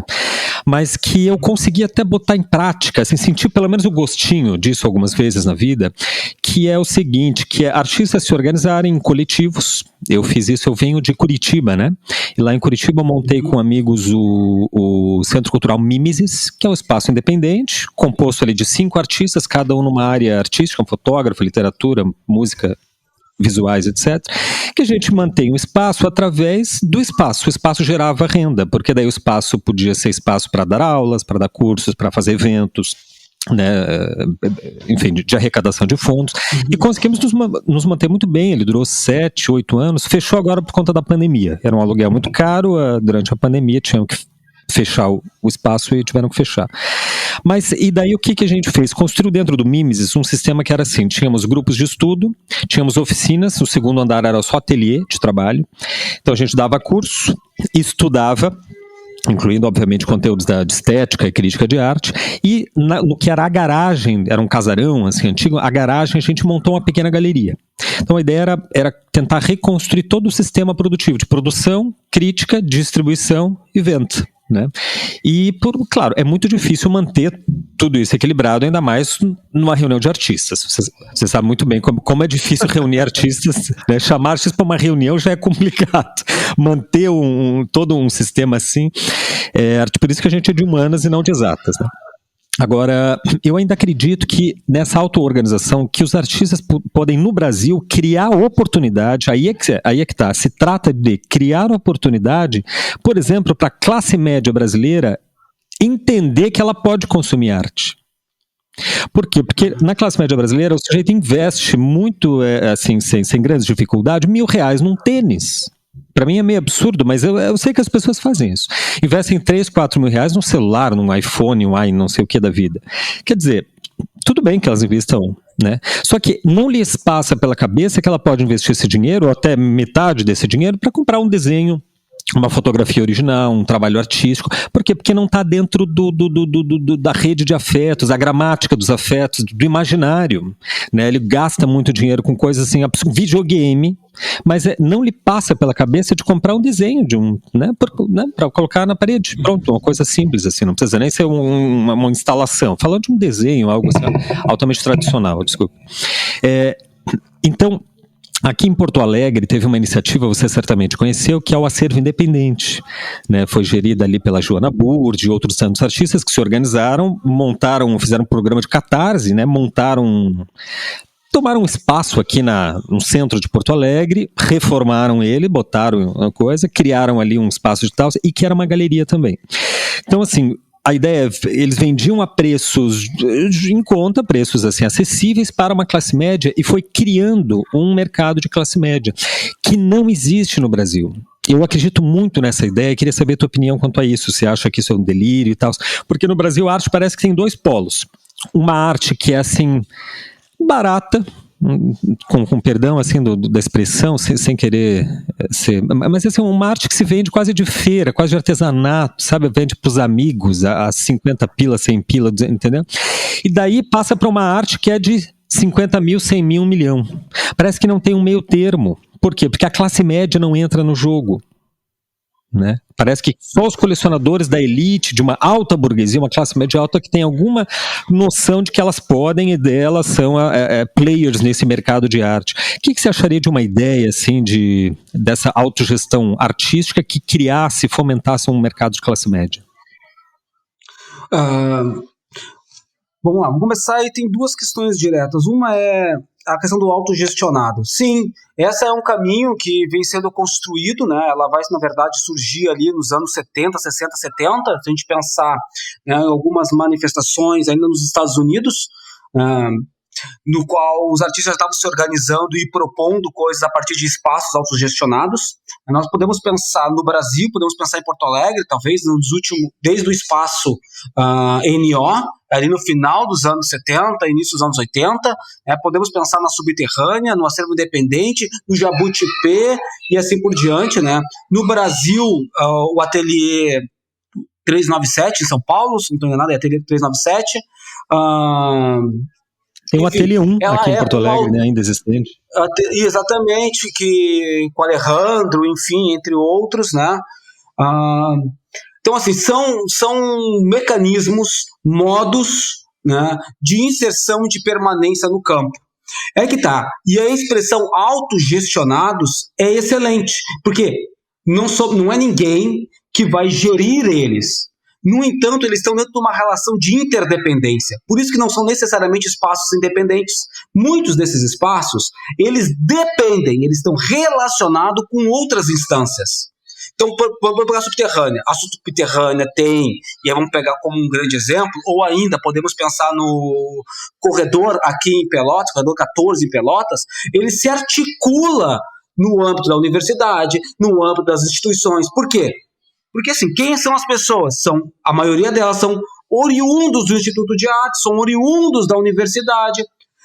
Então, se tornam plataformas, muitas vezes, de visibilidade para o ingresso nesse outro grande sistema. Aí que tá. Não necessariamente, no princípio, elas vão abarcar, vão mirar esse outro lugar, vamos chamar assim de classe média, que aí envolve um outro problema que daqui a pouco eu adentro. Que eu escrevi um texto, inclusive, sobre isso. Né? Mas elas são, antes de mais nada, plataformas de lançamento de visibilidade desses artistas. E constrói-se meios de subsistência, porque é isso, o trabalho do artista é mais que o objeto. Então são as aulas, os cursos, as palestras e tudo mais que vem junto. Geram mecanismos de subsistência. Excelente, é uma estratégia. Muitas vezes essa estratégia é vendida, é dada como uma real alternativa. Só que quando nós olhamos como funciona uma parte delas, elas são trampolins para o ingresso desses artistas no outro sistema, nesse sistema que está lá, certo? Então, assim, é uma estratégia de inserção, não necessariamente uma opção como uma outra via.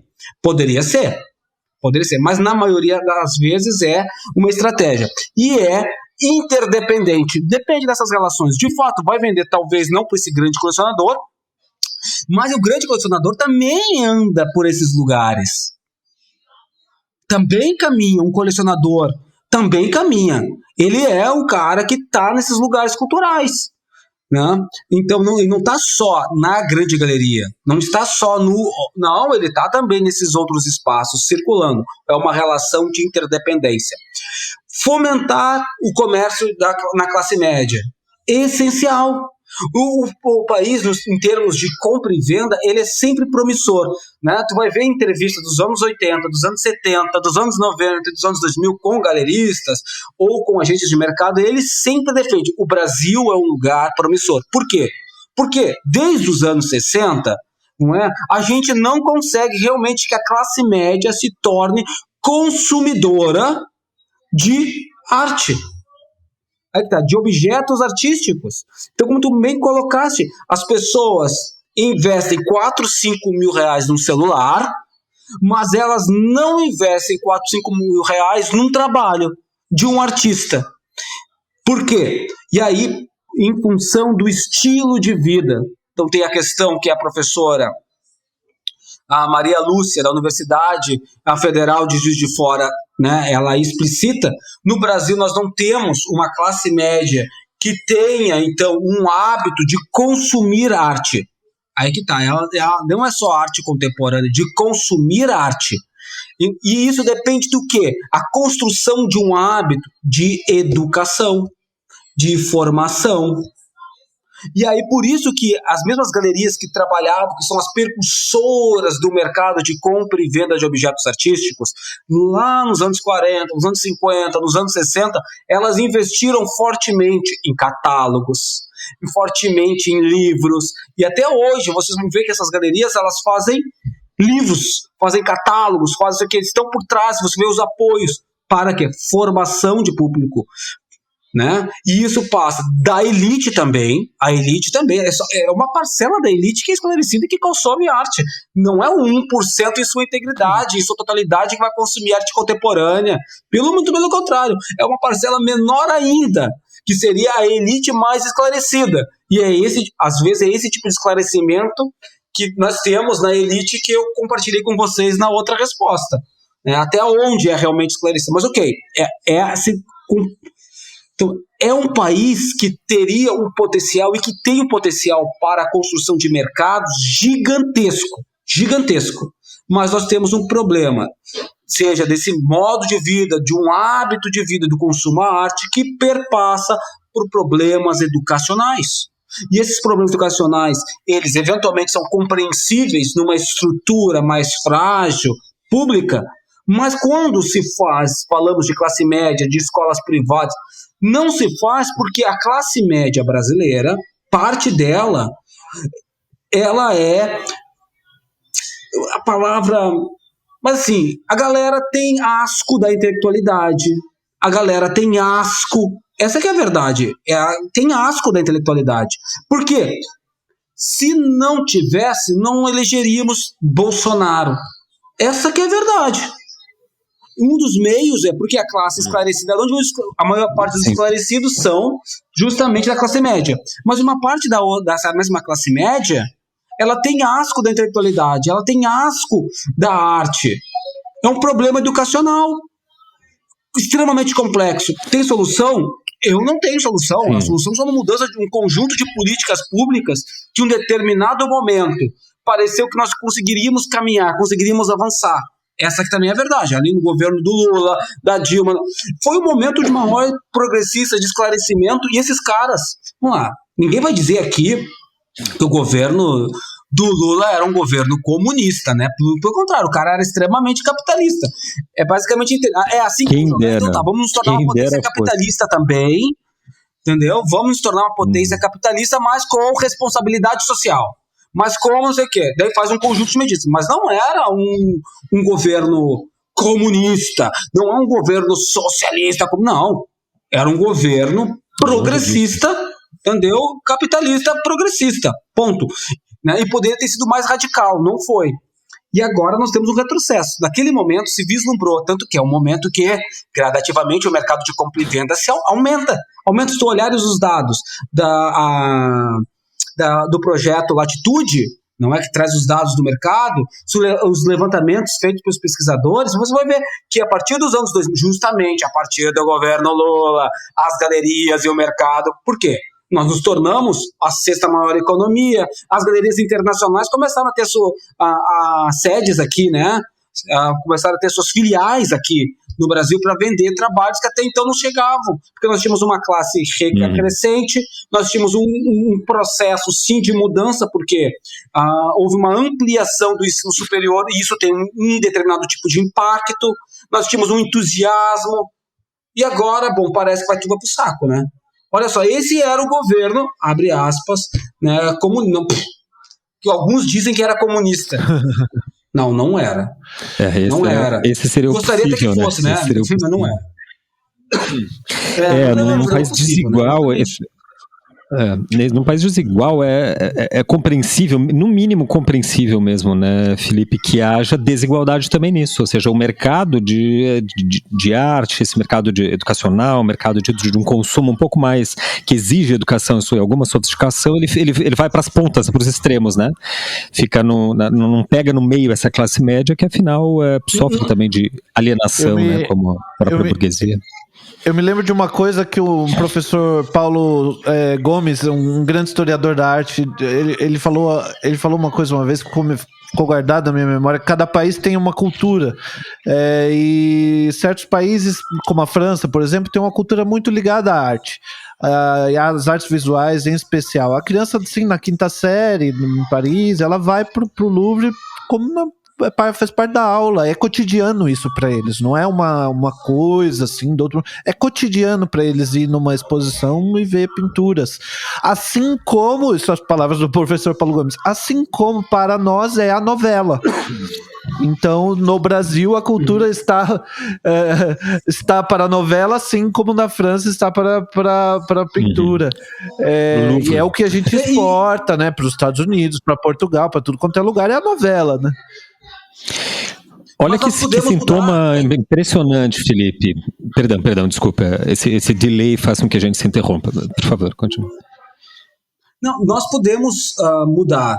Aí que tá, no momento que a gente entende, primeiro, que arte não é só o que está no museu, não é só o que está na galeria, mas arte está nas ruas, arte está na periferia também, está no grafite, tem uma dimensão artística assim no picho, na ação política, uma discussão sobre o que é a cidade. A gente precisa também, para fomentar esse mercado da classe média, né, da baixa à mais alta, se a gente pensasse classe média em escalas, não é? Uma discussão, uma revisão do que é arte. No nosso campo, nós já estamos fazendo isso. Olha, também o grafite não sei o que é. Então, assim, tu consegue pegar a criança, não precisa levar lá para o museu, né? Tu pode, uma volta no bairro, o artista do bairro, vamos frequentar a casa lá, vamos combinar de ir ver o trabalho do Gustavo, né? Vamos ver o trabalho do Gui, vamos ver não sei o que, olha aqui, vamos ver. E aí nós vamos realmente, gradativamente e a longo prazo, alterar isso, porque as pessoas, nós desejamos que elas ascendam financeiramente, ascendam, tenham condições de adquirir os trabalhos, e se não adquirir, pelo menos vão dar valor, porque também tem isso, porque às vezes se quer, não, olha só, é importante, eu não tenho como comprar, mas é importante, quando tiver, vai adquirir, e aí também rever esse valor, isso é uma dimensão artística, no organizar uma mesa, porque tem uma dimensão estética, nós temos, olha só, fazer com que a pessoa entenda que ao organizar a mesa, ali existe uma dimensão estética, ali tem uma potência. Se a gente começa pelo simples, pelo cotidiano, de maneira geral, num processo educacional, vai fazer com que esses indivíduos, a sociedade, compreenda a importância dos artistas, veja com outros olhos as produções, porque a verdade é que essa mesma classe média nos taxa, né, de maneira geral, como vagabundos, né, como incompetentes, como eventualmente alguém que está sugando o Estado por causa das leis, sem entender como as leis funcionam. Então, se a gente tem que mudar a maneira de educar, e a arte não está só nessas instituições, ditas instituições da arte, ela permeia as nossas vidas. Nós não vivemos sem arte.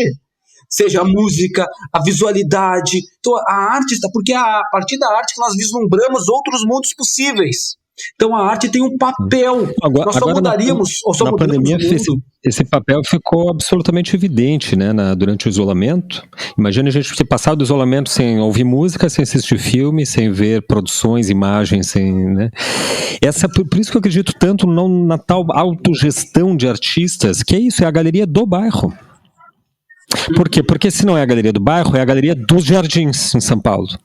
Quem que vai né? O Gil até falou num programa atrás aí, que o Gil é paulista, né?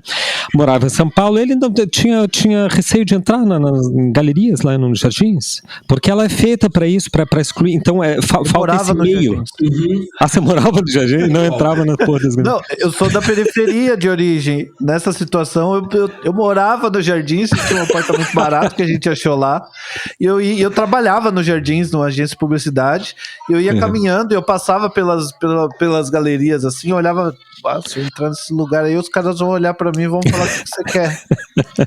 Vai comprar? Cara, o Renato Silva, que é diretor da galeria Menswood, ele é negro, é um homem negro. E ele já sofreu de clientes vários preconceitos. Ele tá na frente da galeria, e ele é o diretor da galeria. E chega o cliente encostar e entregar a chave do carro na mão dele como se ele fosse um manobrista. Sério? Então, assim, o cliente, e ele é o diretor. E, enfim, é o Felipe Lemab lá, e os outros são 3 sócios, né? O Matthew Wood, enfim. Mas o Renato entende muito de mercado. Eu tive a oportunidade, daí a entrevista dele tá na tese, né? Ali ele entende muito, assim, ele é o cara do trabalho, saca? Ele é o cara do trabalho. Essas altas galerias é impressionante. Olha uma ilustração aqui, material disso que você falou aí, Felipe, que você falou que durante o regime, a era Lula, né, cresceu não só enfim, a produção e o consumo no país, mas também o consumo de arte. Eu me lembrei que a White Cube, Londrina, abriu no Brasil, há uns anos atrás. Daí dei um Google agora para lembrar. Olha que sintomático. Notícia de outubro de 2012. Galeria White Cube, que representa The Amherst, vai abrir em São Paulo, no Brasil, etc. Notícia de julho de 2015. Galeria White Cube fecha a filial brasileira após... Entendeu? É justamente o período o arco aí da era progressista, né, que vem a arte também.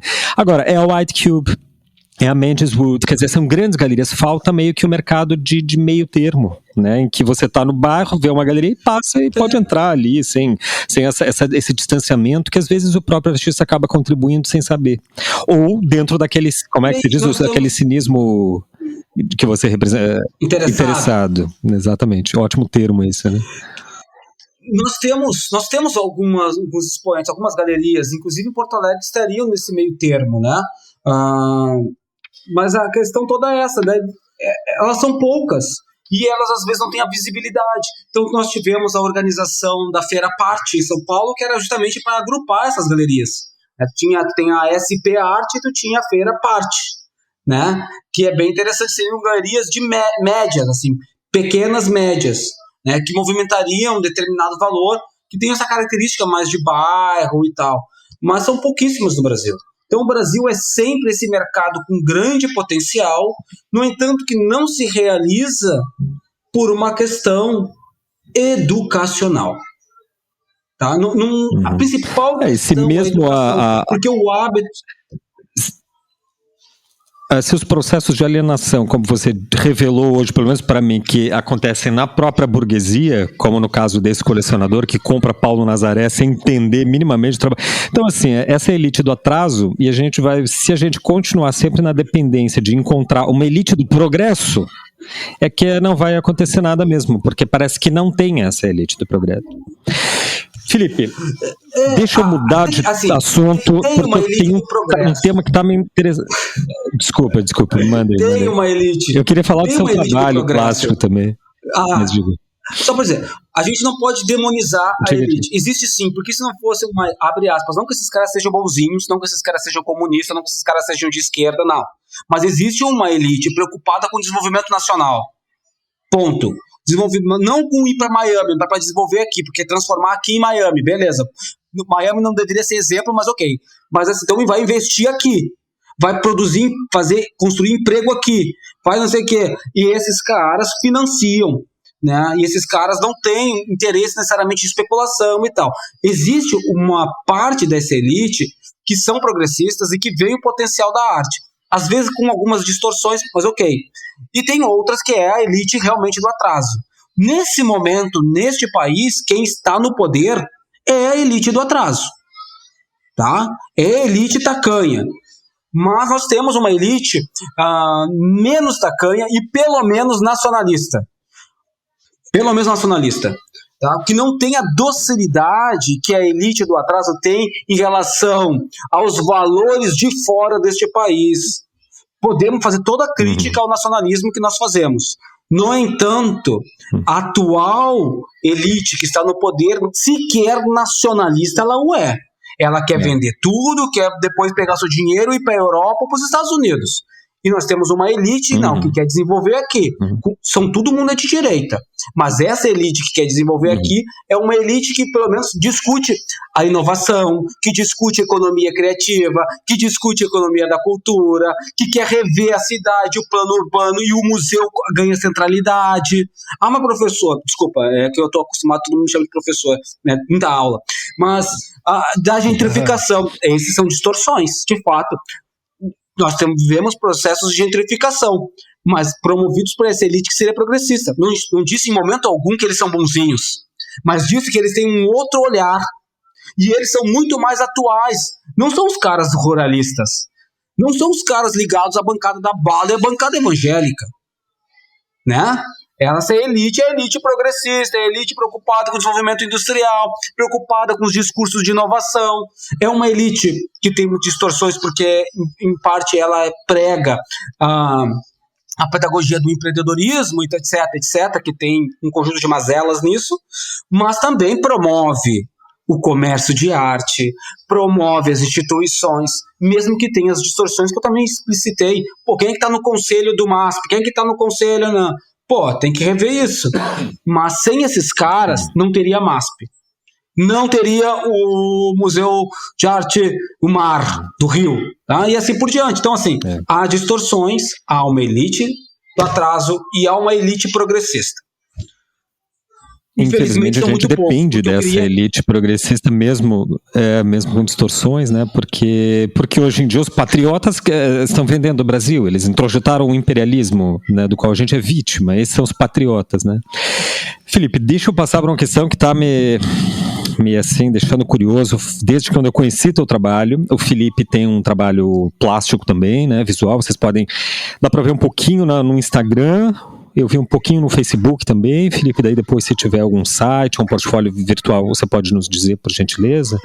É um trabalho muito interessante, mas que, assim, apesar de ser um trabalho cujo suporte é papel, e um trabalho figurativo, né, com certo, inclusive, um impacto visual potente, no entanto, eu noto, assim, que eles têm, em vários deles, você denomina, assim, na categoria deles, de desenho e ponto de interrogação. Uma pergunta, então não afirma que é uma técnica específica, mas ele aparece como uma pergunta, é desenho?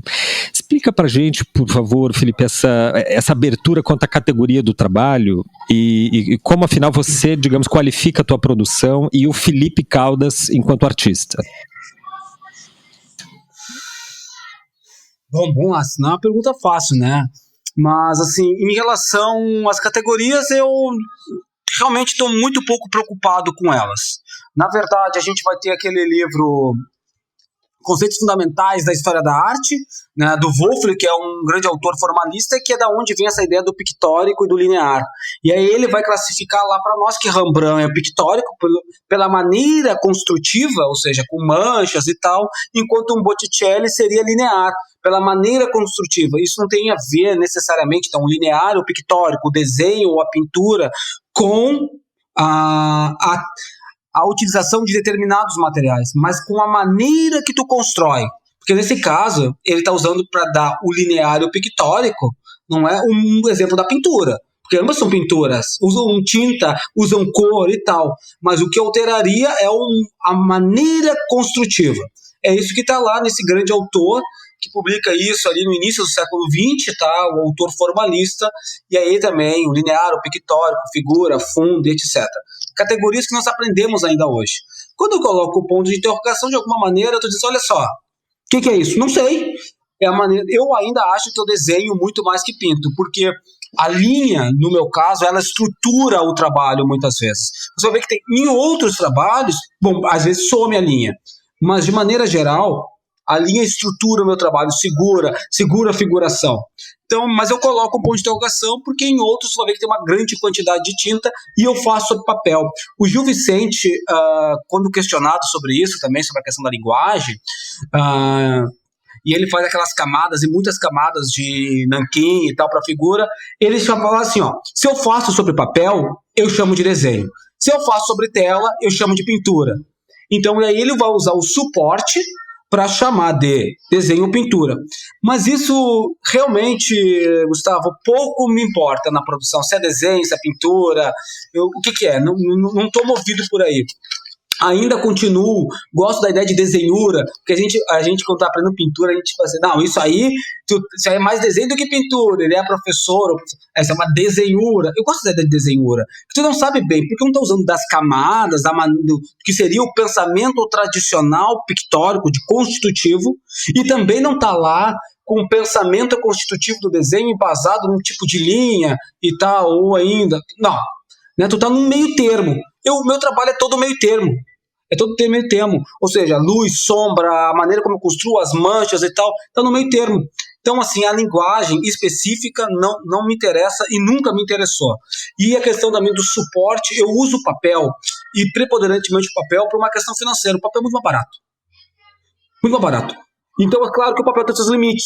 Como o papel tem seus limites, eu passei a explorar poeticamente os limites do papel, né? Até onde ele vai. Então, realmente, eu dou uma surra no trabalho. Os desenhos, eles recebem muitas camadas, o papel rasga, eu colo. Então, se quando olhar para se aproximar do desenho, tu vai ver que ele tem como se fosse curativos. Ele está cheio de curativos, ele é todo rasgado. Tem trabalhos que eu venho com a mangueira em cima do papel. Assim, eu jogo realmente desenhos grandes, né, coloco no pátio, né, e dou mangueirada neles. Então, assim, o papel se retorce todo. Até onde vai? E aí eu comecei a pensar essa fragilidade do papel como uma dimensão poética, como se o papel fosse esse corpo, como se fosse nós, e aí eu começo a pensar sobre isso. Então, às vezes, me interessa mais, enquanto artista, pensar esse limite do suporte, até onde eu consigo ir no papel. É como se eu olhasse para mim mesmo, olhasse para outro, até onde eu consigo ir no outro, né? E aí vai deixando as marcas, vai deixando as costuras, vai rasgando, vai voltando, vai colando de novo. E às vezes, enquanto tu olha ele, por exemplo, numa fotografia, tu não vê. É que tá, a fotografia omite muito do trabalho. Por isso que eu penso que é legal o Instagram, é legal o Facebook, é legal a fotografia, mas ela tem um limite quando nós falamos do campo do desenho e da pintura, porque se perde isso. Não é o trabalho. É muito fácil de mascarar esses embates todos. O papel como suporte, o papel como corpo me interessa, né? Mas tudo parte de uma dimensão econômica, né? É muito mais barato, e a maneira como eu trabalho com em um determinado momento da minha vida, agora menos, com mas muito mesmo, assim. Então eu precisava de muita quantidade. Imagina se eu tivesse que comprar tela, tinta, não dá. Não, é um volume muito grande. E tu expõe uma ou outra coisa que parece mais interessante, né, desse volume de trabalho. Enfim, é isso. Sim. Não sei o que mais, podemos continuar conversando aí, Gustavo, se te interessa. Entendi. Acho também que eu não sou... Perfeito. Eu continuo produzindo, eu construo a minha identidade. As pessoas me perguntam, assim, geralmente, por que diabos eu fiz, por ter um trabalho poético e por um determinado momento, e eu acho que até hoje, um número muito maior de exposições, né, de participações em exposições do que artigos publicados, do que textos publicados. Porque eu construo a minha identidade como artista e eu escrevo meus textos a partir dessa ideia de eu ser artista, de eu ter uma produção em arte. Tá? Então isso é fundamental para a maneira como eu escrevo. Quando eu escrevo sobre o mercado, me interessa o quê? Não o galerista, mas a relação de trabalho dos artistas. Esse é o meu enfoque. Porque pegamos a Bruna Fetter. A Bruna Fetter, o enfoque dele é a feira, é a galerista, é o intermediário. O que me interessa nos meus textos, mesmo quando eu falo da galeria, é como o artista está dentro dessa galeria. Por quê? Porque eu me vejo como artista. E eu quero, quando eu escrevo, me entendendo e entendendo o meu semelhante, o cara que também produz. E aí tem uma singularidade na maneira do meu texto. Tem uma singularidade desse olhar.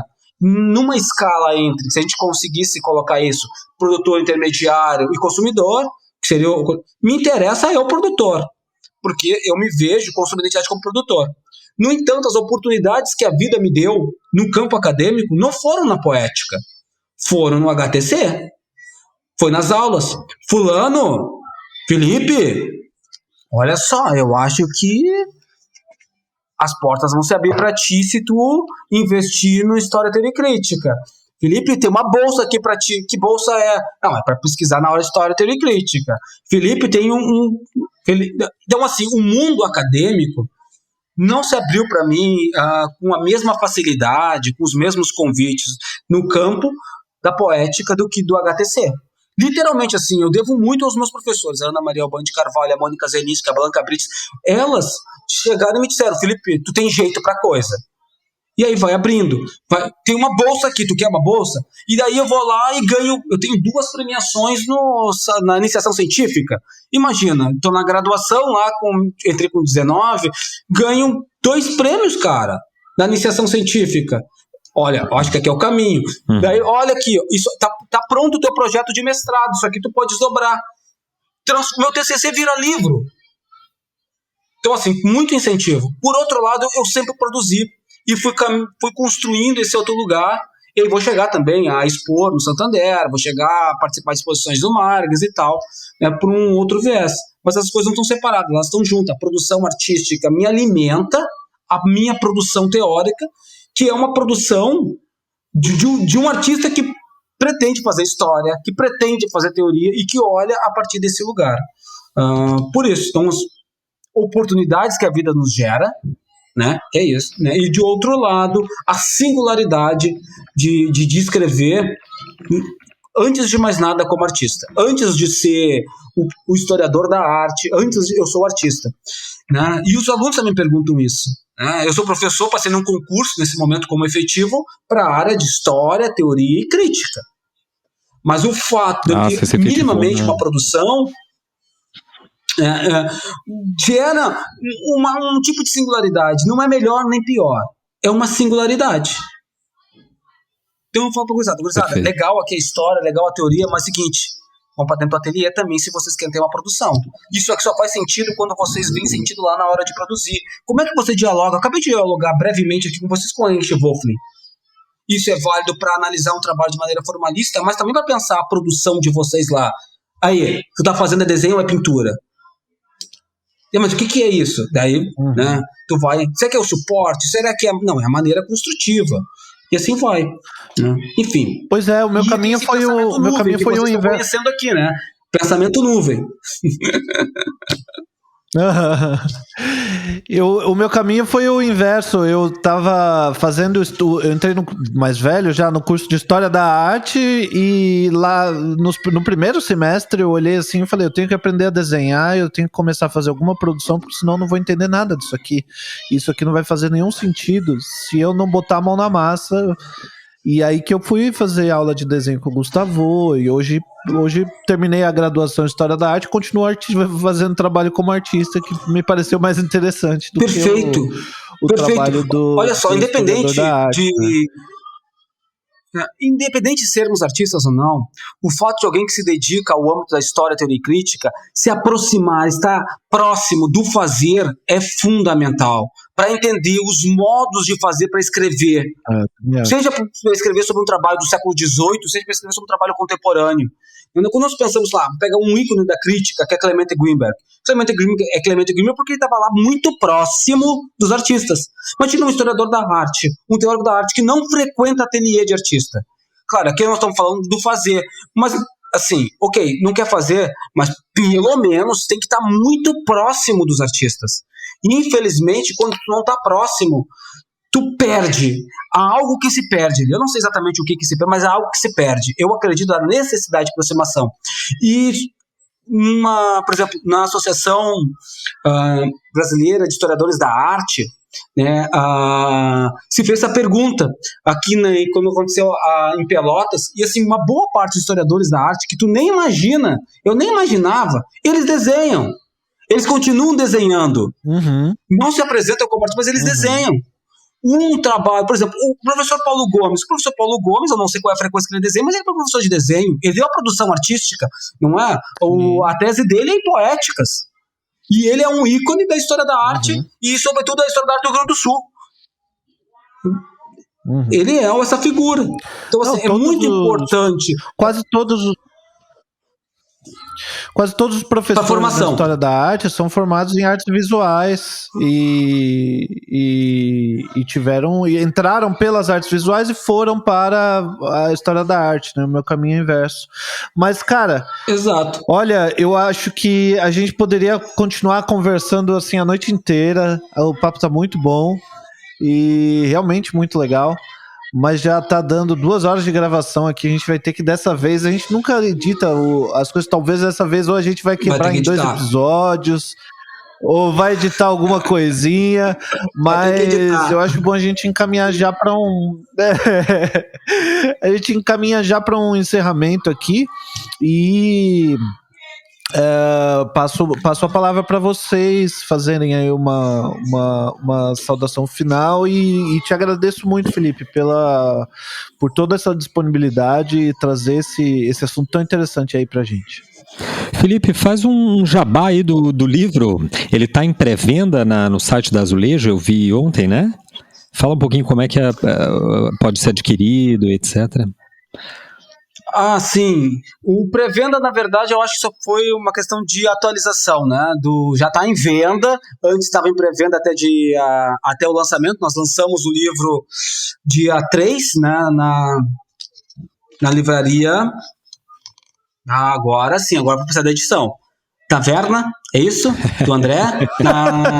Taverna. Isso, é Taverna. Agora precisa de edição. Na livraria Taverna. Então fala de novo. E aí pode adquirir o livro tanto na livraria quanto no site da Azulejo, tá? Nesse momento. Quais são outras livrarias? Nesse momento eu não sei, porque daí é uma responsabilidade da editora Azulejo que está para distribuir. Então não sei exatamente nas livrarias quais livrarias estão. Tenho certeza absoluta que você encontra o livro Vende-se Artista na Taverna, na Casa de Cultura Mário Quintana, e no site, tá, da editora. Tá? Há um preço que é um preço de custo, porque o livro está pago, então não tem lucro. O valor do livro é composto do quanto foi gasto para realizá-lo, mais os custos da editora e não é a porcentagem referente à livraria. É aí que compõe, ou seja, não tem lucro. Eu não tenho lucro. Eu só vou recuperar, porque isso aí é parte de investimento pessoal, tá? Se eu vender os livros. Mas eu não ganho R$1 de lucro.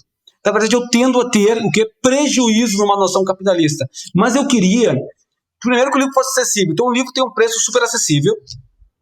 O livro custou para ser feito R$21, R$22, em torno disso para ser feito, cada livro com todas as suas etapas, e depois tem em cima o que a editora ganha, então virou R$35.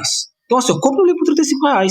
Eventualmente, na livraria pode ter um valorzinho um pouquinho a mais, mas não vai ser muito mais, não vai ser além de R$40. E ele basicamente vai pagar o livro. Tá? Então, também, todos os custos do livro estão impressos no livro. Porque nós temos que falar de gestão econômica também no campo da arte, as coisas custam. Né?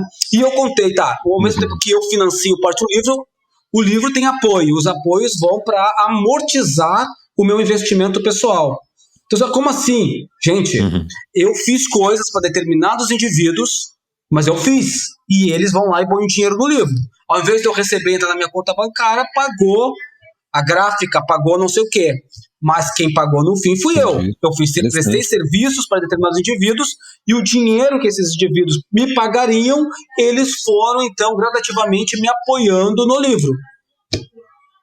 É isso que acontece. Então, ou seja, eu com o meu trabalho, eu financiei o livro e como eu quero que o livro circule, o livro custa o que custa o necessário para ele circular, não mais que isso. E eu tinha uma ideia de fazer algo que era assim, cada um paga quanto quer, e depois escrever um artigo para saber se as pessoas realmente valorizam o trabalho ou não valorizam o trabalho. Só que eu encontrei empecilhos não burocrático, mas assim, como é que a editora faz isso? Um paga R$5 e o outro paga 200. Como é que a livraria faz isso? Vai ter que complicou tudo. Então, nos lançamentos futuros, que aí nós estamos aí agendando alguns lançamentos, nós teremos pelo menos mais um lançamento em Pelotas, tá? E daí que vai ser presencial. Legal, tem data já? Nesse lançamento não temos data ainda, tá? Mas está para acontecer nos próximos meses. Não temos data por causa da pandemia, instabilidade que nós vivemos. Se não fosse a pandemia, nós teríamos data. E que daí sim vai ser vendido dessa forma. O indivíduo tem R$2, ele leva o livro, mas sabendo que o livro custaria X, Y, todos os custos expressos. Agora, o indivíduo tem alguma consciência econômica, sei lá, tem um excelente salário, ele pode pagar 100? Pague 100. Porque eu queria trabalhar com essa consciência econômica, certo? Infelizmente, agora não está rolando. Já faz parte um pouco desse processo educacional, né, que você mencionou e etc. Muito interessante. Exato. A estratégia. Né? E todos os livros estão 500 exemplares, todos os livros estão assinados e estão numerados. Então, cada um é único. Então, a própria forma do livro fala sobre, e a maneira como eu conversei sobre o trabalho, sobre o conteúdo do livro. É que tá, com o momento que eu coloco e faço que o livro fosse uma gravura, reforça o conteúdo. Não é? Exatamente, eles estão intercambiados para a gente pensar essas dimensões econômicas, não é, que estamos imersos e que são, por vezes, pouco discutidas, sobretudo nos cursos de artes visuais, né? São poucos discutidas. Não quero dizer que não são, mas são muito maravilhoso. Ser mais. É verdade, não, eu concordo mesmo, é uma crítica que a gente tem também. Felipe, eu quero oficialmente já te convidar para um outro momento de retornar, porque eu já vi que a conversa poderia andar aí mais um episódio ou 2, e agradecer muitíssimo a sua generosidade de nos atender aqui e de dispensar todo esse tempo e esse saber sem reservas, né? O Felipe Caldas tem queria deixar claro para o ouvinte, assim, tem essa extrema generosidade de não guardar o conhecimento, ele fala mesmo, a tese dele está no online. É só procurar lá, Felipe Caldas, que você acha. Ele dá palestras, dá cursos, quer dizer, ele não guarda o conhecimento, ele tem essa consciência, né, que eu acho que nos é muito cara, de multiplicar mesmo o conhecimento, de dividir para justamente multiplicar, né. Muitíssimo obrigado, queria agradecer aqui em nome do Gil e em meu mesmo, e do podcast Desver. Aconselho muito a comprarem um livro, eu já encomendei o meu pela Taverna, pelo site da Azulejo agora. É um livro lindão, viu, gente? Eu vi aqui tá aqui na mão do Felipe, é um livro com capa em craft, né? Que ficou bonito pra caramba, é bem legal. Aconselho muitíssimo, não só então pelo conteúdo, mas também pela forma. Felipe, valeu mesmo. Tem desenho o livro. Olha, que legal. São desenhos. Internamente tem desenho. Eu penso que... Enfim, agradeço muito a oportunidade, estou à disposição de vocês, me sinto profundamente honrado de estar aqui. Foi uma noite maravilhosa, a gente começou às 6 da tarde, já são 9 da noite, são 3 horas batendo papo. E, enfim, assim, fico muito feliz de poder colaborar, estou sempre à disposição. E eu tenho esse pensamento nuvem, falo muito, né? Às vezes de maneira não tão 1, 2, 3, assim, né? Com essa métrica. Espero que tenha ficado minimamente compreensível para quem vai nos escutar. E é isso, assim. Muito obrigado mesmo. Muito obrigado aos ouvintes. E estou à disposição. Me procurem, estou aí. Bom, valeu, Felipe. Valeu, Gustavo. Obrigado aí aos ouvintes que se interessaram tanto aí por esse episódio. Até mais. Adeus.